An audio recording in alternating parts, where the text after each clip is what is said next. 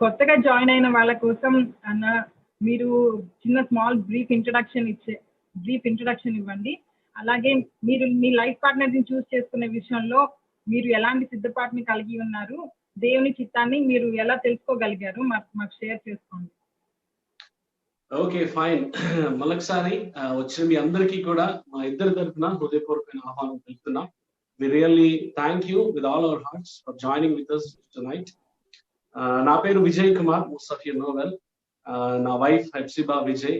So I'm 36 years old. గత 10 సంవత్సరాలుగా Kuwait లో ఉండడానికి ప్రభు సహాయం చేశాడు. వెరీ రీసెంట్ గా నవంబర్ లో we came back to India. ప్రభు నడిపించిన దాన్ని బట్టి మా జీవితాలు, మా కెరియర్ ప్రభు కోసం సమర్పించి, అంటే ఆయన సేవలో సంపూర్ణ టైం కేటాయించాలని ఆయన ఇచ్చిన పిలుపుని బట్టి మేము డెసిషన్ చేసి ఇండియాకి రావడం జరిగింది. We just began our ministry over here.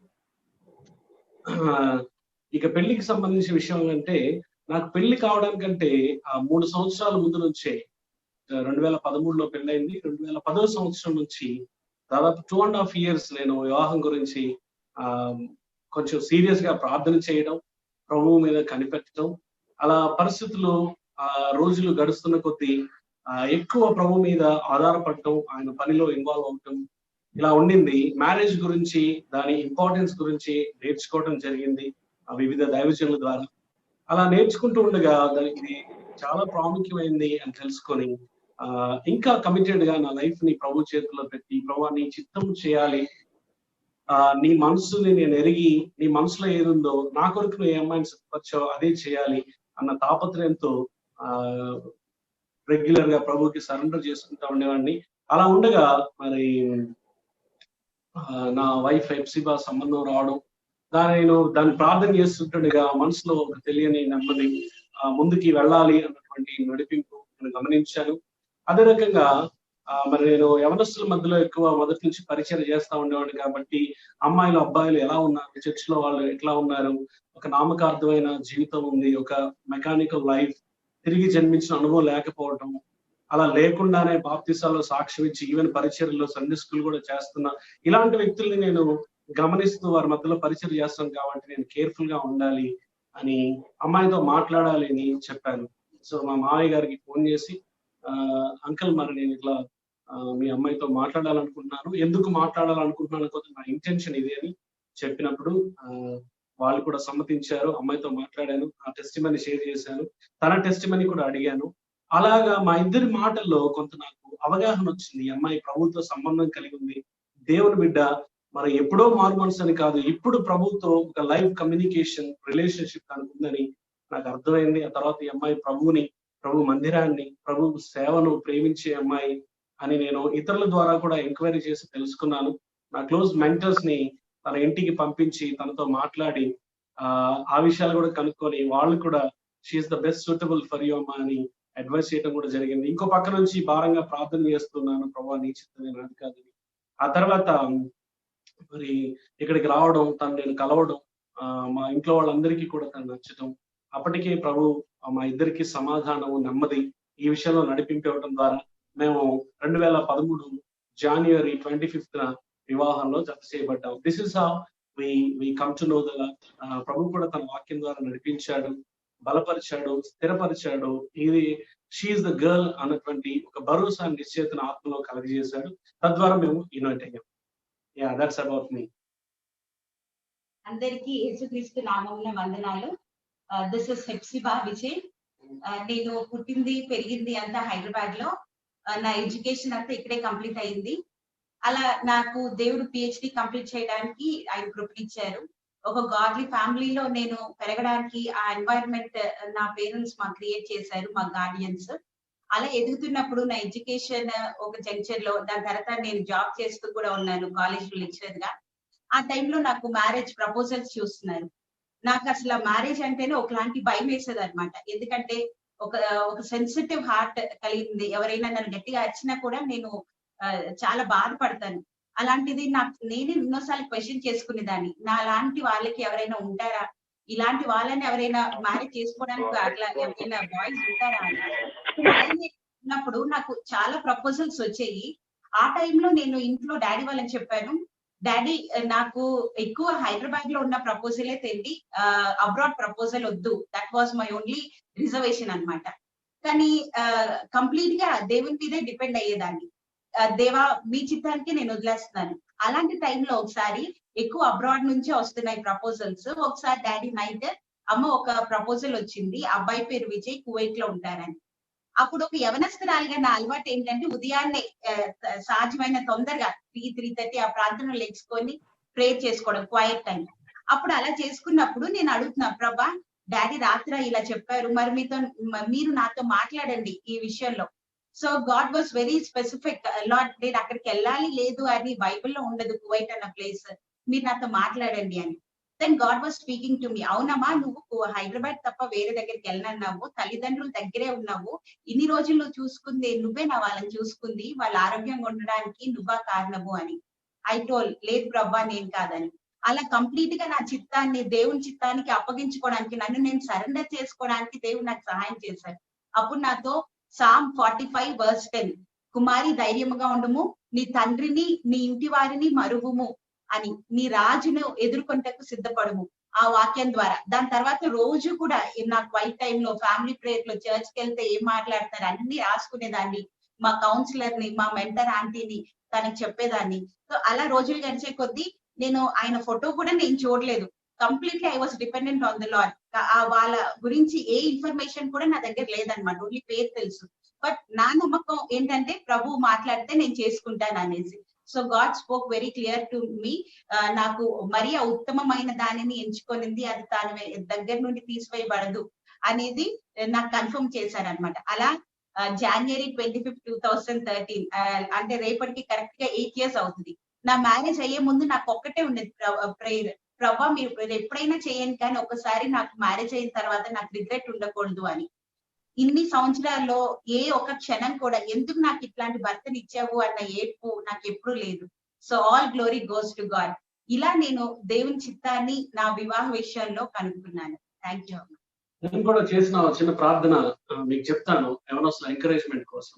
ఏ రీతిగా ప్రభావ పెళ్ళైన తర్వాత నాకు రిగ్రెట్ ఉండకూడదు, ఎంత టైం అయినా తీసుకో అని ఎంత కమిటెడ్ గా తను ప్రార్థన చేసినా, నేను కూడా Prabha for me it is better to single than getting married to a wrong girl. Prabha ఒక నీ చిత్తం కానీ నీ ఆలోచనలో లేని అమ్మాయిని పెళ్లి చేసుకోవడం కంటే మరి నేను సింగిల్ గా ఉండటమే బెటర్ అన్నటువంటి ప్రార్థన కూడా చేసేవాడిని.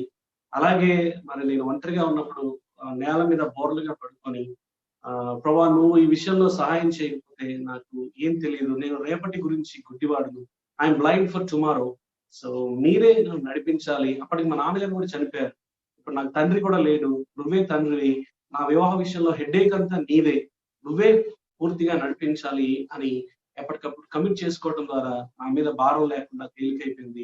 ప్రభు స్వరాన్ని వినడానికి, ప్రభు నడిపింపును తెలుసుకోవడానికి సులభమైంది.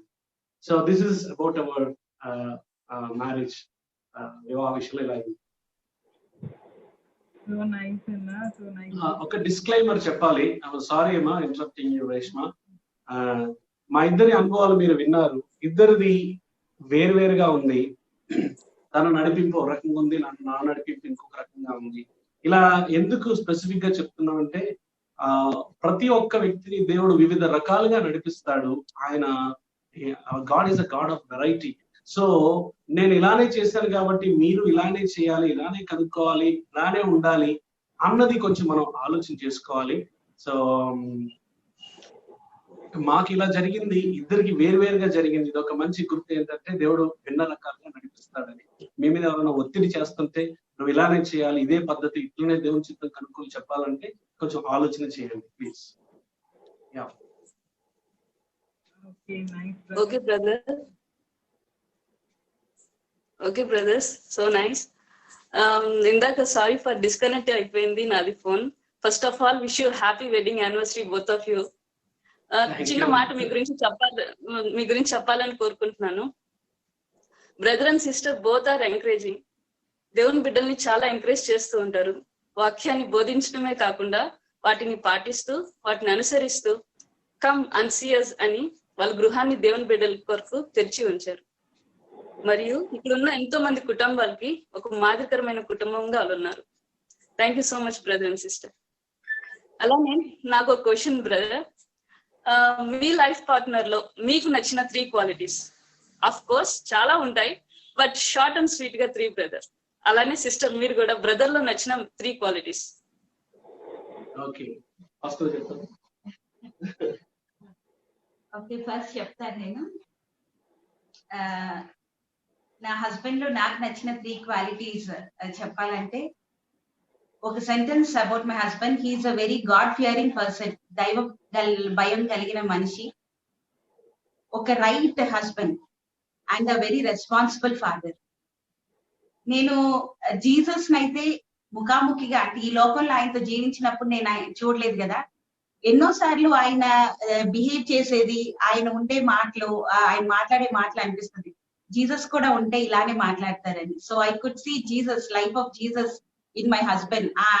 యేసు ప్రభు యొక్క జీవితాన్ని ఎన్నోసార్లు నా భర్తలో చూశాను. అది సో అదొకటి. రెండోది ఏంటంటే చాలా చాలా కేరింగ్. ఇంకా పలానాది కావాలి అనకుండా నాకైనా కూడా మా పిల్లలకి, అంతేకాదు మా పేరెంట్స్ ఇన్లా పేరెంట్స్ కి కూడా ఈయనే కంప్లీట్ గా he cares a lot and కావాల్సిందంతా చూసుకుంటారు. Very responsible. థర్డ్ ఏంటంటే తను ఎంత అంటే ఎవరైనా బిలీవర్స్ అయినా ఎవరైనా కాల్ చేస్తే ఈయన ఎంతైనా శ్రమ పడతారు. అంటే ఫర్ ఎగ్జాంపుల్ ఒక్కొక్కసారి ఫోన్ కాల్ వచ్చి అర్జెంట్ గా రావాలి అంటే ఎంతో హెడేక్ ఉంటది. ఒకలాంటి మైగ్రేన్ హెడేక్ వచ్చినా వచ్చేసిన వెంటనే వెళ్తారు. ఈయనైనా సఫర్ అవుతారు కానీ ఎదుటి వాళ్ళని సఫర్ చేయరు అనమాట. దట్ ఈస్ చాలా ఉన్నాయి. ఈ 3 ప్రామినెంట్. థ్యాంక్ యూ డా. Let me enjoy these words for some time. Showers of appreciation from my wife. నా వరకు అయితే మీ అందరూ నా గురించి ఏం చెప్తారో అది ఒక ఎత్తు అయితే, నా వైఫ్ నా గురించి ఏం చెప్తారో దట్ మ్యాటర్స్ టు మీ అలా, బికాస్ తన దగ్గర నేను నటించలేను. She knows me that. Okay, come back to my wife. నా వైఫ్ విషయానికి వచ్చేసరికి 3 విషయాలు చెప్పాలంటే కొంచెం కష్టమే, ఎందుకంటే చాలా లిస్ట్ చెప్పగలుగుతాను. మొదటి, she is very humble girl, humble women. తను బాగా చదువుకుని PhD చేసింది, బట్ తను చెప్పే వరకు ఎవరికి ఆ మాట తెలియదు. అంత చదువుకున్నా కూడా అందరితో కలిసిపోవడం. మేము ఒక్కొక్కసారి లేబర్ క్యాంప్స్ కి మేమే వెళ్ళాం, అంటే మగాడిగా నేనే పురుషులుగా వెళ్ళలేము. అలాంటిది ఒక్కోసారి ఇద్దరం కలిసి వెళ్ళిన సందర్భాలు ఉన్నాయి. అక్కడ ఎలా చేస్తే కనుక వాళ్ళతో కూర్చొని ఆ చిన్న ఇరుకు సందులో చిన్న రూమ్స్ లో ఉంటారు, వాళ్ళతో కలిసి అక్కడ కూర్చొని భోజనం చేసినప్పుడు, నేను నా వైఫ్ ఇలా తింటున్నప్పుడు I feel very proud of my wife. ఎంతో తగ్గించుకొని వాళ్ళతో కలిసిపోయి అలా ఉండేది. ఒక్కోసారి సెలవులు వచ్చినప్పుడు మా ఇంట్లో 10-15 మంది బ్రదర్స్ ఉండేవాళ్ళు. మాది ఓపెన్ హోమ్ కనుక అందరూ ఇంటికి వచ్చేవాళ్ళు, ఎక్కువ విజిటర్స్ ఉండేవాళ్ళు. ఆ 10-15 మందిలో ఒక్కతే అమ్మాయి, but she could able to manage. అది చాలా నాకు భర్తగా అతిశయం అనిపించింది. So she's humble. Number 2, she's very hard working. చాలా కష్టపడుతుంది. ప్రెగ్నెన్సీ వచ్చి పిల్లలు పెరుగుతున్నప్పుడే మేము ఇంట్లో మెయిడ్ ని పెట్టుకున్నాం, కానీ ముందు పనంతా తానే చేసుకునేది. ఇప్పుడు కూడా తనే చూసుకుంటుంది. సో చాలా కష్టపడుతుంది. ఇల్లంతా నీట్ గా ఉంచుకోవడం ఇష్టం. ఎంత నీట్నెస్ అంటే రెస్టారెంట్ కి వెళ్ళినా కూడా అక్కడ తిన్న తర్వాత ఆ టేబుల్ కూడా క్లీన్ చేస్తుంది మా ఆవిడ, అంత నీట్నెస్ అనమాట. ఇమాజిన్ చేసుకోండి మీరు. వెరీ హార్డ్ వర్కింగ్, ఇంట్లో కష్టపడుతుంది, కావాల్సినవి చేసి పెడుతుంది. నేనే అప్పుడు చెప్తా ఉన్నాను, కొంచెం స్లో ఉండబ్బా, రెస్ట్ తీసుకోవాలి అని చెప్తా ఉంటాను. నిజంగా ఒక భర్త భార్య దగ్గర నుంచి అంతకంటే ఏం కోరుకుంటాడు? తన భార్య కష్టపడి పనిచేసే అమ్మాయి. ఆ తర్వాత థర్డ్ది, she's very submissive and passionate for the Lord. నాకు కూడా చాలా లోబడుతుంది. ఎప్పుడు ఎదురు మాట్లాడినప్పుడు నాకు గుర్తులేదు. ఏదన్నా కొంచెం మాట్లాడి నేను అన్నదానికి వేరుగా మాట్లాడాలంటే తనకు గొంతు అడుగుతుంది, కళ్ళ నీళ్ళు వచ్చేస్తాయి. So she's very submissive. ప్రభు కోసం పనిచేయాలన్న తపన. అందువల్లనే నేను ప్రభు పనిలో ఉండగలిగాను. ఇద్దరం కలిసి చేస్తేనే పూర్తికాల సేవకు డెసిషన్ చేయగలిగాం. ఒకవేళ తను నాకు ఒప్పుకోపోతే నాకు అయ్యేది కాదు. So she's very supportive and very passionate to serve the Lord. So humble, hard working, passionate to serve the Lord. ఈ 3 అనుకో. So nice brother. అసలు కలిగి ఉండాల్సిన వైఫ్ అండ్ హస్బెండ్ గా కలిగి ఉండాల్సిన బెస్ట్ క్వాలిటీస్ మీలో మేము చూడగలుగుతున్నాము. నెక్స్ట్, మీరు ఒక గాడ్లీ ఫ్యామిలీగా కట్టబడటానికి మిమ్మల్ని ఎంకరేజ్ చేసింది ఎవరు? మీకు ఇన్స్పైరింగ్ గా ఎవరున్నారు? Yeah, it's very good question అమ్మా. మొదటిగా నాకైతే నేను యవనస్తుడిగా ప్రభువులోకి వచ్చిన తర్వాత, ప్రభుత్వ నా జీవితం ఇచ్చిన తర్వాత నన్ను చేరవేసి అన్ని రకాలుగా ప్రోత్సహించిన ఒక కపుల్ ఉన్నారు. అన్న పేరు రాజశేఖర్, అక్క పేరు రత్నమంజరి. Very beautiful family. ఆ అన్న బార్న్ బ్లైండ్, తనకి కళ్ళు కనిపించవు. అక్క చాలా చాలా బాగుంటుంది, చాలా బాగా చదువుకుంది. ప్రభు వాళ్ళిద్దరిని ఒప్పించిన కారణాన్ని బట్టి అతన్ని పెళ్లి చేసుకోవటానికి ఆమె ముందుకొచ్చి వాళ్ళిద్దరూ పెళ్లి చేసుకున్నారు. అన్న కూడా చాలా చదువుకున్నారు, ఆయన కూడా డాక్టరేట్ చేశారు, ఒక మంచి పొజిషన్ లో ఉన్నారు. ఆయన కూడా యవనస్తులో మేము ఎవరో ఏదో ప్రాంతానికి చెందిన వాళ్ళం, ఆయన కూడా మమ్మల్ని చేరదీసి మాకు కావాల్సినవన్నీ చూసుకొని వాక్యం నేర్పించి తనతో పాటు తీసుకెళ్లి పరిచర్య ఎలా చేయాలో నేర్పించి అతను నేను ట్రాన్స్లేట్ చేస్తా ఉండేవాడిని తెలుగులో. సో అలా ఆ కుటుంబం కూడా, అన్న బాన్ బ్లైండ్ కనిపించదు, అక్క కూడా జాబ్ చేస్తుంది. వాళ్ళిద్దరి మధ్యలో కెమిస్ట్రీ చూసినప్పుడు చాలా వింతగా ఉండేది. ఎంత సరదాగా ఉంటారు, ఎంత ఓపెన్ గా ఉంటారు, ఎంత వాళ్ళు ఎంత లవింగ్ కపుల్ అని భలే ముచ్చటేసేది చూడటానికి. సో వాళ్ళని చూసి ఫ్యామిలీగా పెళ్ళైతే ఇలా ఉండాలి అని అనిపించేది. వాళ్ళు ఒక ఇన్స్పిరేషన్ ఇచ్చారు వివాహం గురించి. ఆ తర్వాత మరి కువైట్ వెళ్ళిన తర్వాత అక్కడ కూడా డాక్టర్ జాషువా వైఫ్ ఉన్నారు, వాళ్ళు కూడా కొంత ఎంకరేజ్ చేశారు వివాహ విషయంలో, ప్రభు సహాయం చేస్తారని ప్రోత్సహించారు. ఆ తర్వాత ఇంకొక కపుల్ ఉన్నారు, వాళ్ళని నేను ఎప్పుడు చూడలేదు, ఆన్లైన్ లోనే చూశాను. ఒక దైవజనుడు, ఆయన పేరు జాక్ పూనన్, అతని వైఫ్ యానీ పూనన్. వాళ్ళ టీచింగ్స్ నన్ను ప్రభావితం చేశాయి. వివాహం గురించి వాళ్ళు ఎంతో ఎంఫసైజ్ చేయటం, ఆ టీచింగ్స్ లో ఎంతో నేర్చుకున్నాడు. ఒక గాడ్లీ హస్బెండ్ గా ఎలా ఉండాలి అన్నది నా క్యారెక్టర్ మౌల్డ్ చేసుకోవడానికి ఉపయోగపడింది. తర్వాత పెళ్లి విషయంలో ప్రభు యొక్క అనుమతి, మద్దతు, ప్రభు చిత్తం ఎలా తెలుసుకోవాలని గైడ్ చేశారు. ఒక రోల్ మోడల్ గా పిల్లల్ని ఎలా పెంచాలో ఇవన్నీ వాళ్ళు చేసి చూపించడం. మాకంటే ముందు సుమారుగా వారు పెళ్ళై 50 సంవత్సరాలు అయింది. ఆ దంపతుల నుంచి పెళ్లికి ముందు, పెళ్లి తర్వాత కూడా మేము ఎంతో నేర్చుకున్నాం. సో వీళ్ళు ఇన్స్పైర్ చేశారు వివాహం గురించి, గాడ్లీ ఫ్యామిలీ గురించి. ఇంకా నా మటుకు వస్తే నన్ను ఇన్స్పైర్ చేసింది నా మ్యారేజ్ కి ముందే మా ఇంట్లో మా మమ్మీ డాడీ అన్నమాట. ఎన్నోసార్లు అమ్మని నాన్నని చూస్తే, నేను మా డాడీని చూస్తే ఎప్పుడైనా అడిగితే నాకు కూడా మా డాడీ లాంటి హస్బెండ్ కావాలి అనేదాన్ని. ఒక సెయింగ్ అనేవాళ్ళు daddy, I'm the owner, I'm the పాలేర్ అనేవాళ్ళు. ఇంట్లో మా నాన్న చెయ్యని పని అంటూ లేదు, ప్రతిదీ చేస్తారు. ఏ పని కూడా, మాకు ఈవెన్ 10th క్లాస్ వచ్చే వరకు కూడా తలస్నానాల్లో కూడా అమ్మకు మాకు హెల్ప్ చేసేవాళ్ళు అనమాట. అట్లా ఎంతో సహాయం చేసేవాళ్ళు. సో వాళ్ళిద్దరి మధ్యలో ఉన్న అండర్స్టాండింగ్, వాళ్ళిద్దరు ఒకరి పట్ల ఒకరు ప్రేమించుకోవడం, వేరే వాళ్ళు వస్తే ఆతిథ్యం ఇవ్వడము, ఎప్పుడు ఇంట్లో ఎవరో ఒకరు ఉంటూనే ఉండేవాళ్ళు అనమాట మాకు ఫ్యామిలీలో. కాబట్టి అట్లా వాళ్ళిద్దరు నాకు ఫస్ట్ నా రోల్ మోడల్, మా పేరెంట్స్, మా ఫాదర్ అండ్ మదర్. దాని తర్వాత మా Sunday school aunty Esther aunty, Sam Williams uncle and Esther Williams aunty. నా మ్యారేజ్ విషయంలో కూడా తను ఎంతగానో నన్ను మెంటర్ చేశారు. She's my spiritual mother. వాళ్ళిద్దరు మాట్లాడుకునే విధానం, ఆంటీ కూడా కౌన్సిల్ చేసే విధానం ఎంతో ప్రాక్టికల్ గా అనమాట. బైబిల్ తీసి హైలీ స్పిరిచువల్ అట్లా కాకుండా ఏ అమ్మాయి అయినా కనెక్ట్ అయ్యే విధానంలో మాట్లాడేవాళ్ళు అనమాట. So they are my inspiration. అంతేకాకుండా ఆన్లైన్ లో ఇందాక చెప్పినట్టు ఒకసారి అయితే నేను కలిశాను అంకుల్ జాక్ పూనన్ అంకుల్ ఆంటీని. యానీ పూనన్ ఆంటీ మెసేజెస్ నన్ను ఎంతో అప్లిఫ్ట్ చేసాయి. ఒక వైఫ్ గా నేను ఎలా ఉండాలి, భర్తకి ఎట్లా నేను సబ్మిసివ్ గా ఉండాలి, ఎట్లా నా వంతు రోల్ ఏంటి, ఈ నుంచి పరిచయం చేస్తున్నప్పుడు ఎట్లాంటి సపోర్ట్ ఇవ్వాలి, పిల్లల్ని ఎట్లా పెంచాలి అనేది చాలా విడమర్చి చక్కగా క్లియర్ గా చెప్పేవాళ్ళు. So she's one of my role model, that couple. Thank you. Okay brother, marriage యొక్క ఇంపార్టెన్స్ ని మీరు ఎలా గుర్తించారు? మ్యారేజ్ యొక్క importance, yeah, coming back to ఇదే, కొంత టీచింగ్ వివాహానికి ముందే మాకు అందటం వల్ల, నేను కూడా చెప్పాను కదా 2.5 years I spend much of my time on marriage. తెలుసుకోవటం, పరిచర్యలో ఉంటూనే, ఉద్యోగం చేసుకుంటూనే వివాహం గురించి ఎక్కువ వినటం, ధ్యానించటం చేసేవాడిని.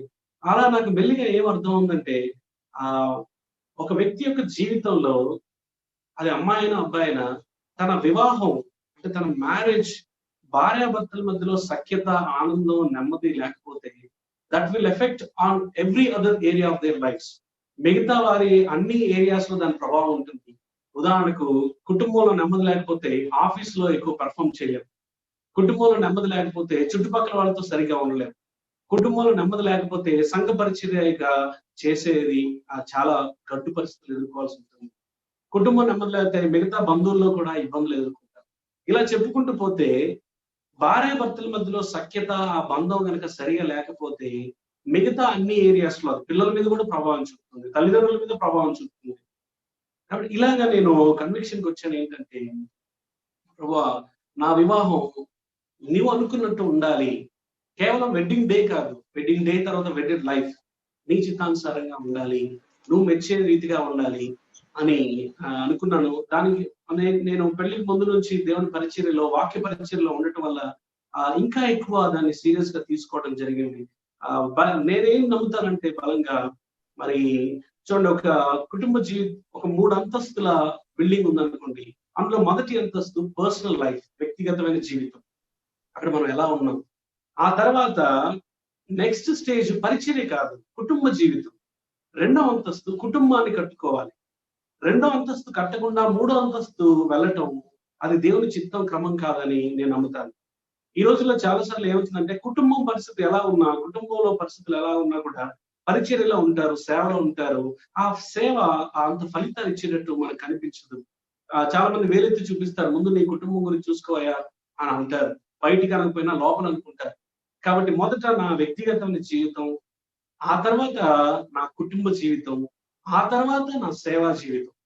కాబట్టి ఈ బ్యాలెన్స్ లో నాకు పెళ్లికి ముందే నేను కన్విన్స్ అవటం వల్ల ఇంకా వాక్యంలో ఎంత ప్రాముఖ్యత దీనికి ఉంది. Because most of the time నాకు మరి 25 ఏళ్ళు 30 ఏళ్ల తర్వాత నేను కలిసి ఉండాల్సిన నా భార్యతో ఒక కుటుంబంగా నేను కుటుంబాన్ని లీడ్ చేయాలి. కాబట్టి ఇది ప్రాముఖ్యమైన ఏరియా అని నేను అటు వాక్యానుసారంగాను, అటు దైవజనుల యొక్క టీచింగ్ ద్వారాను, ప్రాక్టికల్ గా నేను చూసింది దాన్ని బట్టి కూడా నేర్చుకోవడం జరిగింది. అప్పటి వరకు పెళ్లికి ముందు అంత ఎగ్జాంపులరీ లైఫ్స్ చాలా చాలా తక్కువగా ఉండేది. ఒక జంటను చూసి పెళ్ళైతే ఇలా ఉండాలిరా అని అనుకునే జంటలు చాలా చాలా తక్కువ. కాబట్టి నేను కూడా అలా ఉండాలి, ఒక ఆదర్శమైన జంటగా ఉండాలి ప్రభు, సహాయం చేయాలి, ప్రభుని పాదాలు పట్టుకునేవాడిని. ఆ రీతిగా I come to no and convince అయ్యాను ఏంటంటే, దేవుని చిత్తానుసారమైన వివాహం చాలా ప్రాముఖ్యమైనది.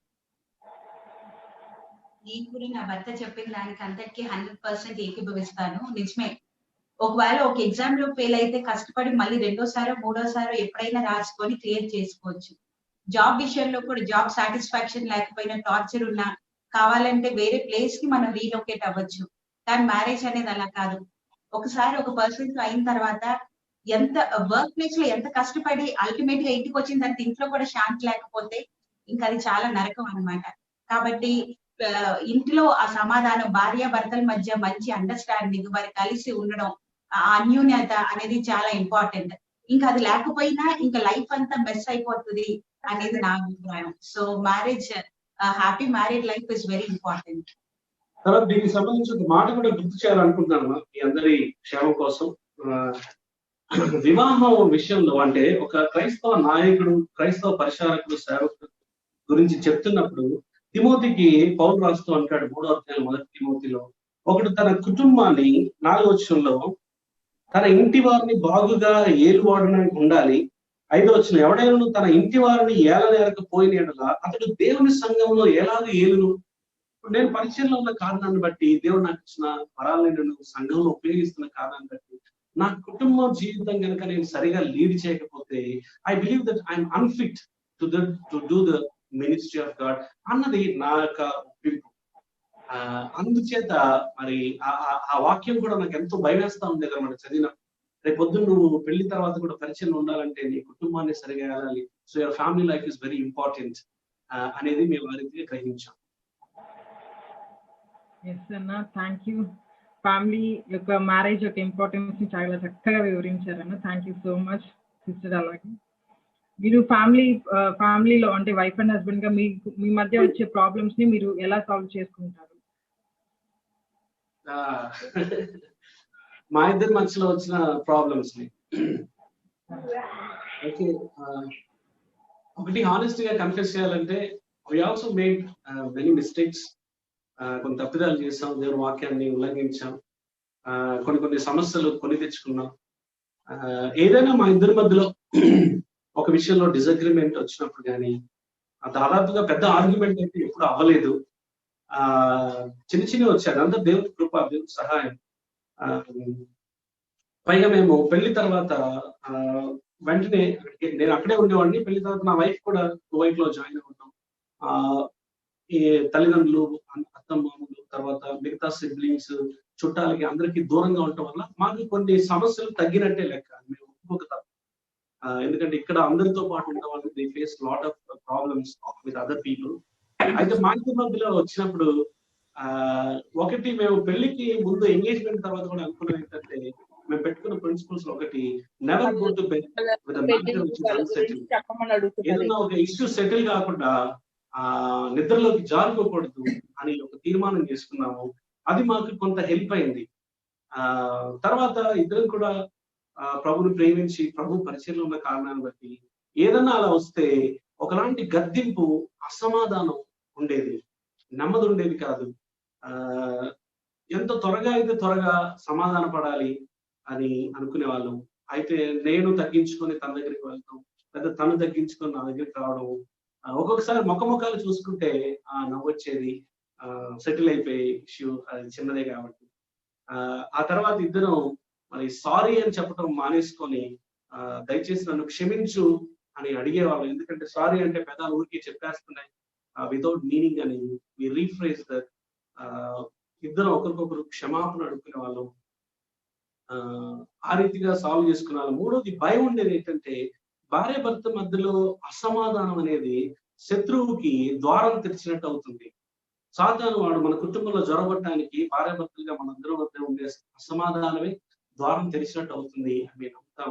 ఆ కారణం చేత మరి వాడికి చోటు ఇవ్వకూడదు, మరి మనల్ని ఏం చేయలేడు, పిల్లల మీద దాడి చేస్తాడు అన్న భయం లేదు. కాబట్టి తొందరగా మేము కలుసుకునే వాళ్ళం. ఈ 8 సంవత్సరాల జీవితంలో మేము మాట్లాడుకోకుండా అసమాధానంగా పడుకున్నటువంటి రోజులు, నిద్రలోకి వెళ్దామని ప్రయత్నం చేసిన రోజులు లెక్క పెట్టాలంటే కనుక మా ఇద్దరికి తెలుసుకుంటాను కాలం మేబీ ఒక 4-5 సందర్భాలు అంతే, అంతకు మించి ఎక్కువ లేవు. బిలీవ్ మీ, ప్రభు సన్నిధిలో చెప్తున్నాము.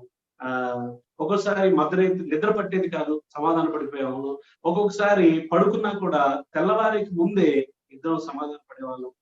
ఎవరొకరు తగ్గించుకునే వాళ్ళం. ఆఫ్టర్ ఆల్ నేను సారీ చెప్తుంది, క్షమాపణ అడుగుతుంది నా భార్యను, వేరే ఎవరినూ కాదు. అలాగే తను కూడా. సో ఈ రీతిగా మేము ఎక్కువ డ్రాగ్ చేసేవాళ్ళం అయితే కాదు. ఏ ఇష్యూని తెగేదాకా లాగేవాళ్ళం కాదు, రోజుల తరబడి నానబెట్టేవాళ్ళం కాదు. ఏ ఇష్యూ కూడా మోర్ దెన్ 1 day మా ఇద్దరి మధ్యలో నలగలేదు. That is our testimony regarding issues between us. నా వర్షన్ చెప్పాలంటే, ఇప్పుడు దేవుని మహాకృపను బట్టి, కృప అని కూడా అనను, ఆయన భిక్ష అన్నమాట. మా ఇద్దరికి మధ్య ఈ 8 సంవత్సరాలు వాడి వేడిగా చర్చ జరగడము, గట్టిగా అరుచుకోవడం అనేది ఇప్పటి వరకు ఎప్పుడూ జరగలేదు. ఒక్కరు వాయిస్ రేజ్ అవుతే ఇంకొకళ్ళు తగ్గే వాళ్ళము. అవును, ఇందాక అన్నారు కదా, అట్లా ఏదన్నా కొంచెం ఒక 1-2 స్టేట్మెంట్స్ వచ్చేసరికి కొంచెం ఇదయ్యి ఇంకా మాట్లాడకుండా లోపల మాట్లాడాలి అని. కానీ ఎప్పుడు కూడా అట్లా నిద్ర పట్టేది కాదనమాట. మళ్ళీ వెన్నే పట్టుకొని నేను సారీ నాన్న అనేసి మళ్ళీ ఐ లవ్ యూ అని చెప్పుకోవడము, మళ్ళీ ఆ న్యూ లవ్ మళ్ళీ రీబాండ్ అయ్యేది. సో ఇట్ వాజ్ ఆ విధంగా ఇచ్చేసుకునే వాళ్ళము. God was also very faithful.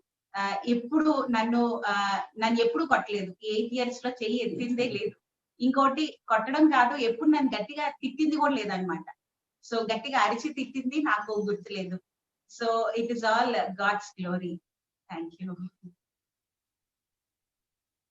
ఈ మాట వింటే భర్తలు డిస్క్లైమర్ చెప్పాలి. భర్తలు కనిపించవచ్చు, ఇతనికి ఇలాంటి వైఫ్ వచ్చింది కాబట్టి నడిచిందండి, కానీ నాలాంటి భార్యతో ఇదంతా కుదరదు అని భర్తలు అనుకుంటారు. భార్యలు కూడా ఇలాంటి హస్బెండ్ కాబట్టి వర్కౌట్ అయింది, మా హస్బెండ్ ఇదంతా ఎక్కడ కుదురుతుంది అని అనుకుంటారు. ఆ మాట మీ చెవిలో చెప్పింది సాతాను. దేవుడు ఎప్పుడు చెప్తాడు, దేవుడు ఎంకరేజ్ చేస్తాడు. అదర్ కోణం ఏంటంటే, కుటుంబము సంతోషంగా ఉండటం అనేది ఎవరో ఒకళ్ళు సొత్తు కాదు. గాడ్లీ లైఫ్ అనేది కలిగి ఉండటం, ఆరోగ్యకరమైన కుటుంబ జీవితం కలిగి ఉండటం ఎవరో ఒకరి సొత్తు కాదు. అదేదో విజయ్, హెప్సిబా అలాంటి వాళ్ళకి మాత్రమే, నో, నెవర్. దాన్ని ఎప్పుడు యాక్సెప్ట్ చేయకండి. కుటుంబ జీవితం ఆరోగ్యకరంగా ఉండటం అనేది అందరికీ చేత అవుతుంది, అందరికీ కుదురుతుంది, అందరికీ ప్రభు సహాయం చేస్తాడు. ఓన్లీ థింగ్, కొద్దిమంది ఆయన వైపు చేంజ్ అవుతారు, కొంతమంది చాపరు. ప్రభు సహాయం చేయని కొద్దిమంది అడుగుతారు, కొద్దిమంది అడగరు. నీ కృప దయచేయని కొద్దిమంది వేడుకుంటారు, కొద్దిమంది వేడుకోరు. కొద్దిమంది కమిటెడ్ గా ఉంటారు, కొద్దిమంది ఉండరు. అదే తేడా. కానీ ఆరోగ్యకరమైన కుటుంబ జీవితం కలిగి ఉండటం అందరికీ సాధ్యమే. ఎవరైతే వివాహానికి కర్త అయిన దేవుని దగ్గరికి వెళ్ళి ఆయన చేతిలో తమ కుటుంబాన్ని పెడతారో వాళ్ళందరినీ కూడా అందంగా తీర్చిదిద్దే బాధ్యత ఆయన. సో ఇప్పుడు చెప్పినంత వరకు ముందు మాట్లాడే మాటలు కూడా మీరు వింటున్నప్పుడు ఇదెవరో స్పెషల్ పీపుల్ కి మాత్రమేనండి ఇలాగా అని మీకు మనసులో ఆలోచన వస్తే అది ప్రభు ఇచ్చింది కాదు, అది మీ శరీరము సాతాను ఇచ్చింది అని మీరు గుర్తుపెట్టుకోండి. యామా, will go ahead. Okay brother, భార్యాభర్తల మధ్య సమస్యలు మనం somehow we can manage and certain time కి అవి సెటిల్ అయిపోతాయి. బట్ కుటుంబంగా మీరు బయట నుంచి వచ్చే సమస్యల్ని, క్రిటిసిజం ని ఎలా మీరు ఎదుర్కొన్నారు, దాన్ని ఎలా సాల్వ్ చేసుకున్నారు? బయట నుంచి వచ్చే క్రిటిసిజం అండ్ సమస్యలు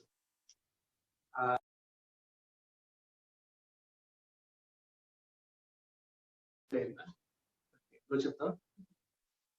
సో బయట నుంచి కొన్ని సమస్యలు ఎదుర్కొన్నాం మేము వాస్తవానికి. ముఖ్యంగా ప్రభు పనిలో ఉన్నప్పుడు కొన్ని క్రిటిసిజం, కొన్ని విమర్శలు అవి వస్తూనే ఉంటాయి. మనం వాటిని అవాయిడ్ చేయలేము. అయితే మేము ఒక ప్రిన్సిపల్ పెట్టుకున్నాం ఏంటంటే, దేవుని పని కొద్ది గొప్ప మనం చేయగలుగుతున్నాం కాబట్టి కొద్దిమంది దీవించబడుతున్నారు. And we used to get their appreciation. వారు మమ్మల్ని అభినందించేవారు. మీ ద్వారా ఇట్లా దీవించబడ్డాం అన్న, మీరు ఎగ్జాంపుల్ గా ఉన్నారు, మీ వాక్యం ద్వారా మేము బలపడ్డాం, ఇలా చెప్తున్నప్పుడు ఆ అప్రిసియేషన్ ని మనం ఎలా తీసుకుంటున్నామో, నచ్చిన వాళ్ళు ఇచ్చే క్రిటిసిజం కూడా మనం అలానే తీసుకోవాలి అని మేము ఇద్దరం అనుకున్నాం చాలా కాలం కింద. సో క్రిటిసిజం కూడా ఒక పార్ట్ అని మేము అంగీకరించాం, గుర్తించాం. ముఖ్యంగా కువైట్ లో మేము కొత్తగా ఒక సంఘాన్ని ఆరంభించాల్సి వచ్చింది. నేను, బ్రదర్ హాన్స్ అని ఇంకొక అన్న, ఇలాగ మేము ఇద్దరం స్టెప్ తీసుకుని కొంతకాలం ప్రార్థన చేసి ఒక కొత్త సంఘంగా ఆరంభించబడాల్సి వచ్చింది, సత్యం కోసం నిలబడి. అప్పుడు చాలా క్రిటిసిజం ఎదుర్కొన్నాం. పర్సనల్ గా, ఫ్యామిలీగా కూడా చాలా దుష్ప్రచారం జరిగింది, చెడుగా మాట్లాడుకోవడం జరిగింది. అందులో మా పొరపాటు కొంచెం ఉన్నా కానీ దాన్ని చాలా ఎక్కువగా ప్రాపగండా జరిగింది. అప్పుడు చాలా బాధపడే వాళ్ళం భార్యాభర్తలుగా. ఎందుకు ఇలా అంటున్నారు? ఒక అతనైతే ఒకసారి ఒక షాప్ కి వెళ్తే అక్కడే పట్టుకొని గట్టిగా అందరి ముందు అడిగేస్తున్నాడు, ఎందుకు ఇలా చేసావు అన్నప్పుడు. తప్పు లేకపోయినా అలా అతను అంటున్నాడు, అతను వివరాలు తెలియదు, అయినా కూడా మౌనంగా తగ్గించుకొని అక్కడ ఏం మాట్లాడలేదు కాబట్టి ఇచ్చాను. సో ఇలాగా కొంత క్రిటిసిజం ఎదుర్కొన్నాము. ముఖ్యంగా ప్రభు పని కోసం ఆ ఇల్లు తెరిచినప్పుడు దేవుని బిడ్డలు వస్తా ఉండేవాళ్ళు. ఎందుకంటే అక్కడ లేబర్ క్యాంప్స్ లో చాలా దూరంలో ఉంటారు. సెలవులు వస్తే వాళ్ళకి ఎక్కడికి వెళ్ళాలో తెలియదు. మందిరానికి రావాలంటే మరి చాలా దూరం ఉంటుంది. వాళ్ళు ఏం చేసేవాళ్ళంటే శుక్రవారం మీటింగ్ అయితే గురువారం సాయంకాలం మా ఇంటికి వచ్చేవాళ్ళు. ఇంట్లో నైట్ అంతా ఉండేవాళ్ళం, దేవుని సన్నిధిలో గడిపేవాళ్ళం. తర్వాత చర్చ్కి వెళ్ళేవాళ్ళం. ఆ తర్వాత ఫ్రైడే ఈవినింగ్ వాళ్ళ క్యాంప్స్ వాళ్ళు వెళ్ళేవారు. ఇలా వస్తున్నప్పుడు ఎందుకు అందరిని మీరు ఇంటికి తీసుకొని వస్తారు? ఒక్కొక్కసారి అయితే మనోడికి అంత బుద్ధి లేదండి, ఎవరిని పెడితే వాళ్ళని ఇంటికి పిలుస్తాడు, ఇంట్లో ఉంచుకుంటాడు, ఇలాంటి మాటలు కూడా విన్నాం. సో ఇలా అంటూ ఉండేవాళ్ళు. చాలా సార్లు మనం క్లోజ్ చేద్దాం, ఈ పని ఆపేద్దాం, ఎందుకు ఈ మాటలు అని అనిపించేది. కానీ వెంటనే ప్రజలు బాగుపడటం, ప్రజల జీవితాలు మార్చబడటం, వారు ఆత్మీయంగా ఎదగటం చూసి ఇంకోవైపు ప్రభు ఉత్సాహాన్ని ఇచ్చేవాడు. ఆ రీతిగా ఆ 8 సంవత్సరాలు పెళ్ళైన నా వైఫ్ కువైట్ వచ్చిన డే 1 నుంచి మా ఇల్లు ప్రభు బిడ్డలు తెరిచి తీసుకోగలిగాం. ప్రభు సహాయం చేశాడు. Criticism it's a part of life అని సేవా జీవితంలో యాక్సెప్ట్ చేయటం వల్ల కొంత తేలికైంది. ఎవరైనా అన్నప్పుడు కొన్నిసార్లు రోజుల తరబడి దాన్ని మెడిటేట్ చేసేవాళ్ళం. ఇలా అన్నారు ఏంటి, వాళ్ళకి ఏం తెలుసు, ఇంట్లో పరిస్థితులు వాళ్ళకి ఏం తెలుసు, మనం ఏం చేస్తున్నాం వాళ్ళకి ఏం తెలుసు, తెలియకుండా ఎలా అంటారు అని ఇలా కొంచెం సతమతం అయ్యే వాళ్ళు నలిగిపోతూ ఉండేవాళ్ళం. రోజులు గడిచే కొద్ది, వయస్సు అనుభవం పెరిగే కొద్ది అలా విన్న వెంటనే కొంచెం దాని గురించి అలా బాధ అనిపించిన వెంటనే దాన్ని ఓవర్కమ్ చేసి బయటపడటానికి ప్రభు సహాయం చేశాడు. ఈ రీతిగా మన క్రిటిసిజం ని తర్వాత బయట నుంచి వచ్చే సమస్యల్ని మేము ఎదుర్కొన్నాం. భార్య భర్తలు అంటే ఇది క్రిటిసిజమే కాదండి, కొన్ని సమస్యలు ఉంటాయి మన ఇమీడియట్ ఫ్యామిలీలో, ఎక్స్టెండెడ్ ఫ్యామిలీ నుంచి కూడా కొన్ని సమస్యలు ఎదుర్కొంటాం. భార్య భర్తలుగా మేమిద్దరం ఒకటిగా ఉన్నప్పుడు దాడిని ఎదుర్కోవటం చాలా తేలిక, ఇద్దరం కలిసి ఎదుర్కొంటాం. బయట వచ్చే సమస్యలు కొన్ని నేను అన్ని చెప్పలేను ఇప్పుడు, పర్సనల్ ఇష్యూస్ ఫ్యామిలీస్ లో, వాటన్నిటిని కూడా ఎదుర్కోవడానికి సహాయపడింది. ఇద్దరం కలిసి ప్రార్థన చేసేవాళ్ళం, ప్రభువుకి ఆ విషయాన్ని అప్పచెప్పేవాళ్ళం, ఒకరినొకరు ఎంకరేజ్ చేసుకునేవాళ్ళం. ఎక్కువసేపు దానిలో ఉండొద్దని తను నన్ను నేను తను ప్రోత్సహించుకోవడం ద్వారా కూడా వాటిని ఎదుర్కోగలిగాం. క్రిటిసిజం గురించి వస్తే, లేదంటే ఏదైనా ప్రాబ్లం వచ్చినా, మ్యారేజ్ కొత్తలో అయితే కొంచెం కష్టంగానే ఉండేది అనమాట. కొన్ని రోజుల తరబడి దాని గురించి ఆలోచించడం. దేవుని దయ వల్ల ఎప్పుడు కూడా ఎవరైతే ఏం చేశారో వాళ్ళ దగ్గరికి వెళ్ళి అడగడమో లేదంటే కొట్లాట అట్లా ఏం జరగలేదు. కాబట్టి అయిన దాని గురించి చాలా బాధపడతా నాకు చాలా టైం పట్టేది అనమాట దాని నుంచి బయటికి రావడానికి. ఎన్నోసార్లు ఏడ్చిన సందర్భాలు ఉన్నాయి కూడా. దాని తర్వాత ఎందుకు దేవుని అడిగేవాళ్ళు, ప్రభా దీంట్లో మా తప్పేమైనా ఉంటే మీరు మమ్మల్ని సరిచేయండి, లేదంటే ఎలాంటి వచ్చిన Jesus is my role model. Jesus ఎన్నో మాట్లాడినారు, యువర్ ఫ్రెండ్ ఆఫ్ సిన్నర్స్ అన్నారు, తిండిపోతా అన్నారు, ఆయన మొహం మీదే కొట్టారు. అట్లాంటిది ఏం లేదు కదా. బ్యాక్ బైటింగ్, వెనకాల మాట్లాడుకుంటున్నారు. ఇప్పుడు వరకు ఎవరు మా ఫేస్ ముందుకు వచ్చి మాట్లాడలేదు. కాబట్టి ఎందుకు అంత బాధపడాలి?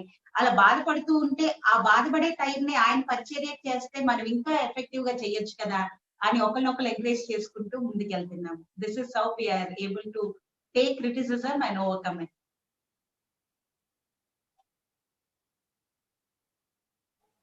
Nice sister.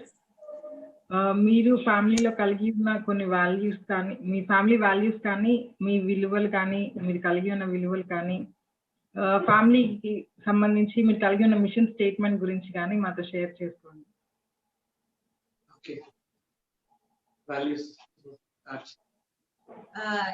మా ఫ్యామిలీకి అయితే కొన్ని వాల్యూస్ మేము పెట్టుకున్నాము. దాంట్లో ఒకటి ప్రాముఖ్యంగా మేము చూసుకునేది పీస్ఫుల్ అండ్ జాయ్ఫుల్ ఎన్వైరన్మెంట్. ఇంట్లో ఎప్పుడు ప్రశాంతంగా జాయ్ఫుల్ గా ఉండాలి. మేమిద్దరం ఉన్నప్పుడైనా, పిల్లలు ఉన్నప్పుడైనా, ఎవరైనా గెస్ట్ వచ్చినా ఒక సెరీన్ ఎన్వైరన్మెంట్, ఒక ప్రశాంతత, నెమ్మది, సమాధానం కలిగి ఉండాలి. అరుపులు లేదంటే గందరగోళం, లేదంటే ఎవరైనా గెస్ట్ వచ్చినామో ఇంట్లో ఎప్పుడు బయటపడిపోదామా అన్న అట్మాస్ఫియర్ ఉండకూడదు. జీసస్ ఇంట్లో ఉంటే ఆయన ఎలా ఉంటారో అలా ఉండాలి అన్నది ఒక వాల్యూ పెట్టుకున్నాం, పీస్ఫుల్ అండ్ జాయ్ఫుల్ అట్మాస్ఫియర్. దాని తర్వాత ఇంకొకటి మేము పెట్టుకుంది హాస్పిటాలిటీ, ఆతిథ్యం ఇవ్వడం. నాకు కూడా చాలా ఇష్టం అనమాట. ఎవరైనా వస్తే వాళ్ళని చూసుకోవడము, వాళ్ళకి ఏమేమి కావాలో అవన్నీ. సో అది కూడా అక్కడ ఉన్నప్పుడు కూడా అన్ని సంవత్సరాలు చేయడానికి, ఆతిథ్యం ఇవ్వడానికి దేవుడు మాకు సహాయం చేశారు. దాని తర్వాత ఇంకొక ఫ్యామిలీ వాల్యూ మేము చూస్తుంది హెల్పింగ్. ఎవరైనా ఆపదలో ఉన్నప్పుడు, ఎవరికైనా బాగాలేనప్పుడు, ఎవరైనా హాస్పిటల్లో ఉన్నప్పుడు వెళ్ళడానికి సాధ్యమైనంత మటుకు వెళ్ళి కలుస్తాము. ఒకవేళ వెళ్ళడానికి కుదరకపోతే, ఎందుకంటే అక్కడ ఉన్నప్పుడు పిల్లల్ని ఒక దగ్గర పెట్టి ప్రతిసారి వెళ్ళడం అనేది కష్టం. ఈయనన్న వెళ్తారు, లేదంటే అది కూడా ఇంపాసిబుల్ అంటే ఈవెన్ త్రూ ఫోన్ చేసి కొంచెం వాళ్ళని ఎంకరేజ్ చేయడము అలా చేస్తాము.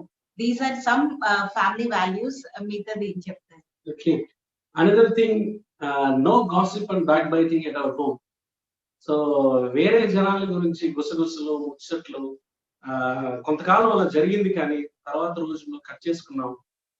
అలాంటి గుసగుసలు, గాసిప్ ని ఎంటర్టైన్ చేయకూడదు, అలాంటి వ్యక్తుల్ని కూడా ఎంటర్టైన్ చేయకూడదు అని ఒకటి పెట్టుకున్నాము. తర్వాత బ్యాక్ బైటింగ్, లేని వ్యక్తుల గురించి ఎక్కువగా మాట్లాడడం మన ఇంట్లో ఉండకూడదు. We should never encourage entertain such issues as well as such people అని కొద్దిమందిని కట్ చేయడం కూడా జరిగింది. సో దేవుడి దయ వల్ల కూడా అలాంటి వాళ్ళు వెలిగా తగ్గిపోయారు.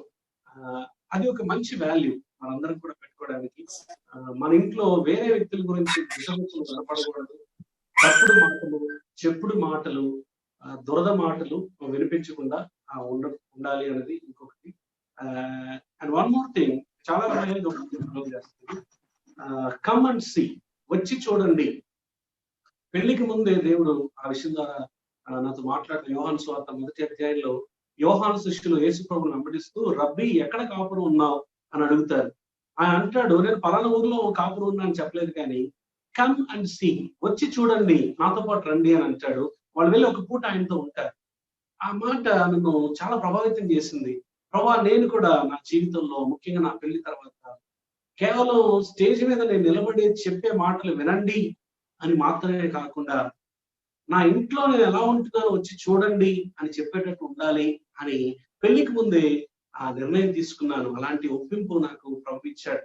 ఆ తర్వాత రాగానే నా వైఫ్ కి చెప్పటం, తను కూడా అదే పద్ధతిలో ఏకీభవించటం. అప్పటి నుంచి కూడా కమ్ అండ్ సీ, భార్య భర్తలుగా మేము ఇద్దరం ఎలా ఉంటున్నాం, పిల్లలతో ఎలా ఉంటున్నాం, డబ్బు ఎలా ఖర్చు పెడుతున్నాం, తర్వాత మా ఇద్దరి మధ్యలో కెమిస్ట్రీ ఎలా ఉంది, ఇవన్నీ మన ఇంట్లో ఎవరన్నా వచ్చి 2-3 రోజులు ఉన్నారనుకోండి, ఇదంతా తెలిసిపోతుంది. ఎందుకంటే 3 రోజులు నటించడం కష్టం. సో అలాగా అందరికీ ఒక ఎగ్జాంపులరీ లైఫ్ జీవించాలి అనే ఒక తాపత్రయం కూడా ఆ వాల్యూ కలిగి ఉన్నాం. తర్వాత మిషన్ స్టేట్మెంట్ అని మీరు అడిగారు. మా మిషన్ స్టేట్మెంట్ ఏంటంటే, first of all mission statement ఏంటో కొంతమంది తెలియకపోవచ్చు. కుటుంబంగా లేకపోతే ఇండివిజువల్ గా కూడా పెళ్లి కాకముందు కూడా మనకు ఒక మిషన్ స్టేట్మెంట్ ఉండాలి. ప్రభు కోసం మనం ఏం చేద్దాం అనుకుంటున్నాం, ప్రభు మనల్ని ఏం చేయాలని కోరుకుంటున్నాడు అన్నది మనకు తెలిసి ఉండాలి. అసలు అది తెలియకపోతే ఎలా చేస్తాం ఆ పని? కాబట్టి పెళ్లి తర్వాత కూడా కుటుంబంగా మన దగ్గర నుంచి ప్రభు ఏం కోరుకుంటున్నాడు, ప్రభు కోసం మనం ఏం చేద్దాం అనుకుంటున్నాం, మనం ఎలా బ్రతుకుదాం అనుకుంటున్నాం అన్నది ఒక స్టేట్మెంట్ గా రాస్తే దాన్ని మిషన్ స్టేట్మెంట్ అంటారు. మాకు కూడా మా ఫ్యామిలీ మిషన్ స్టేట్మెంట్ ఏంటంటే, living a life of example by continually transforming into the likeness of Jesus Christ and using our home as a factory of disciples and godly homes. తెలుగులో కూడా చెప్తాను, నిరంతరం యేసుక్రీస్తు స్వరూపంలోనికి మార్చబడుతూ ఒక మాదిరికరమైనటువంటి కుటుంబంగా, ఆదర్శప్రాయమైన కుటుంబంగా సాక్ష్యం కలిగి ఉండటం. రెండవది, మా కుటుంబాన్ని, మా గృహాన్ని శిష్యులను తయారు చేసేటువంటి, ఒక దైవికమైన కుటుంబాలని తయారు చేసేటువంటి ఒక ఫ్యాక్టరీగా, ఒక కర్మాగారంగా ఉండాలి అన్నది మా mission statement. I repeat once again, living a life of an example by continually renewing or transforming into the likeness of Jesus Christ and using our home as a factory of disciples and godly homes. Idamma. Okay, brother. ఈ 8 years of your marriage life లో ఏ విషయంలో మీరు చింతిస్తున్నారు, ఇది చేయకుండా ఉంటే బాగుండు అని ఏ విషయంలో మీరు రిగ్రెట్ అవుతున్నారు? అసలు అలాంటి సిచ్యువేషన్స్ ఏమైనా ఉన్నాయా?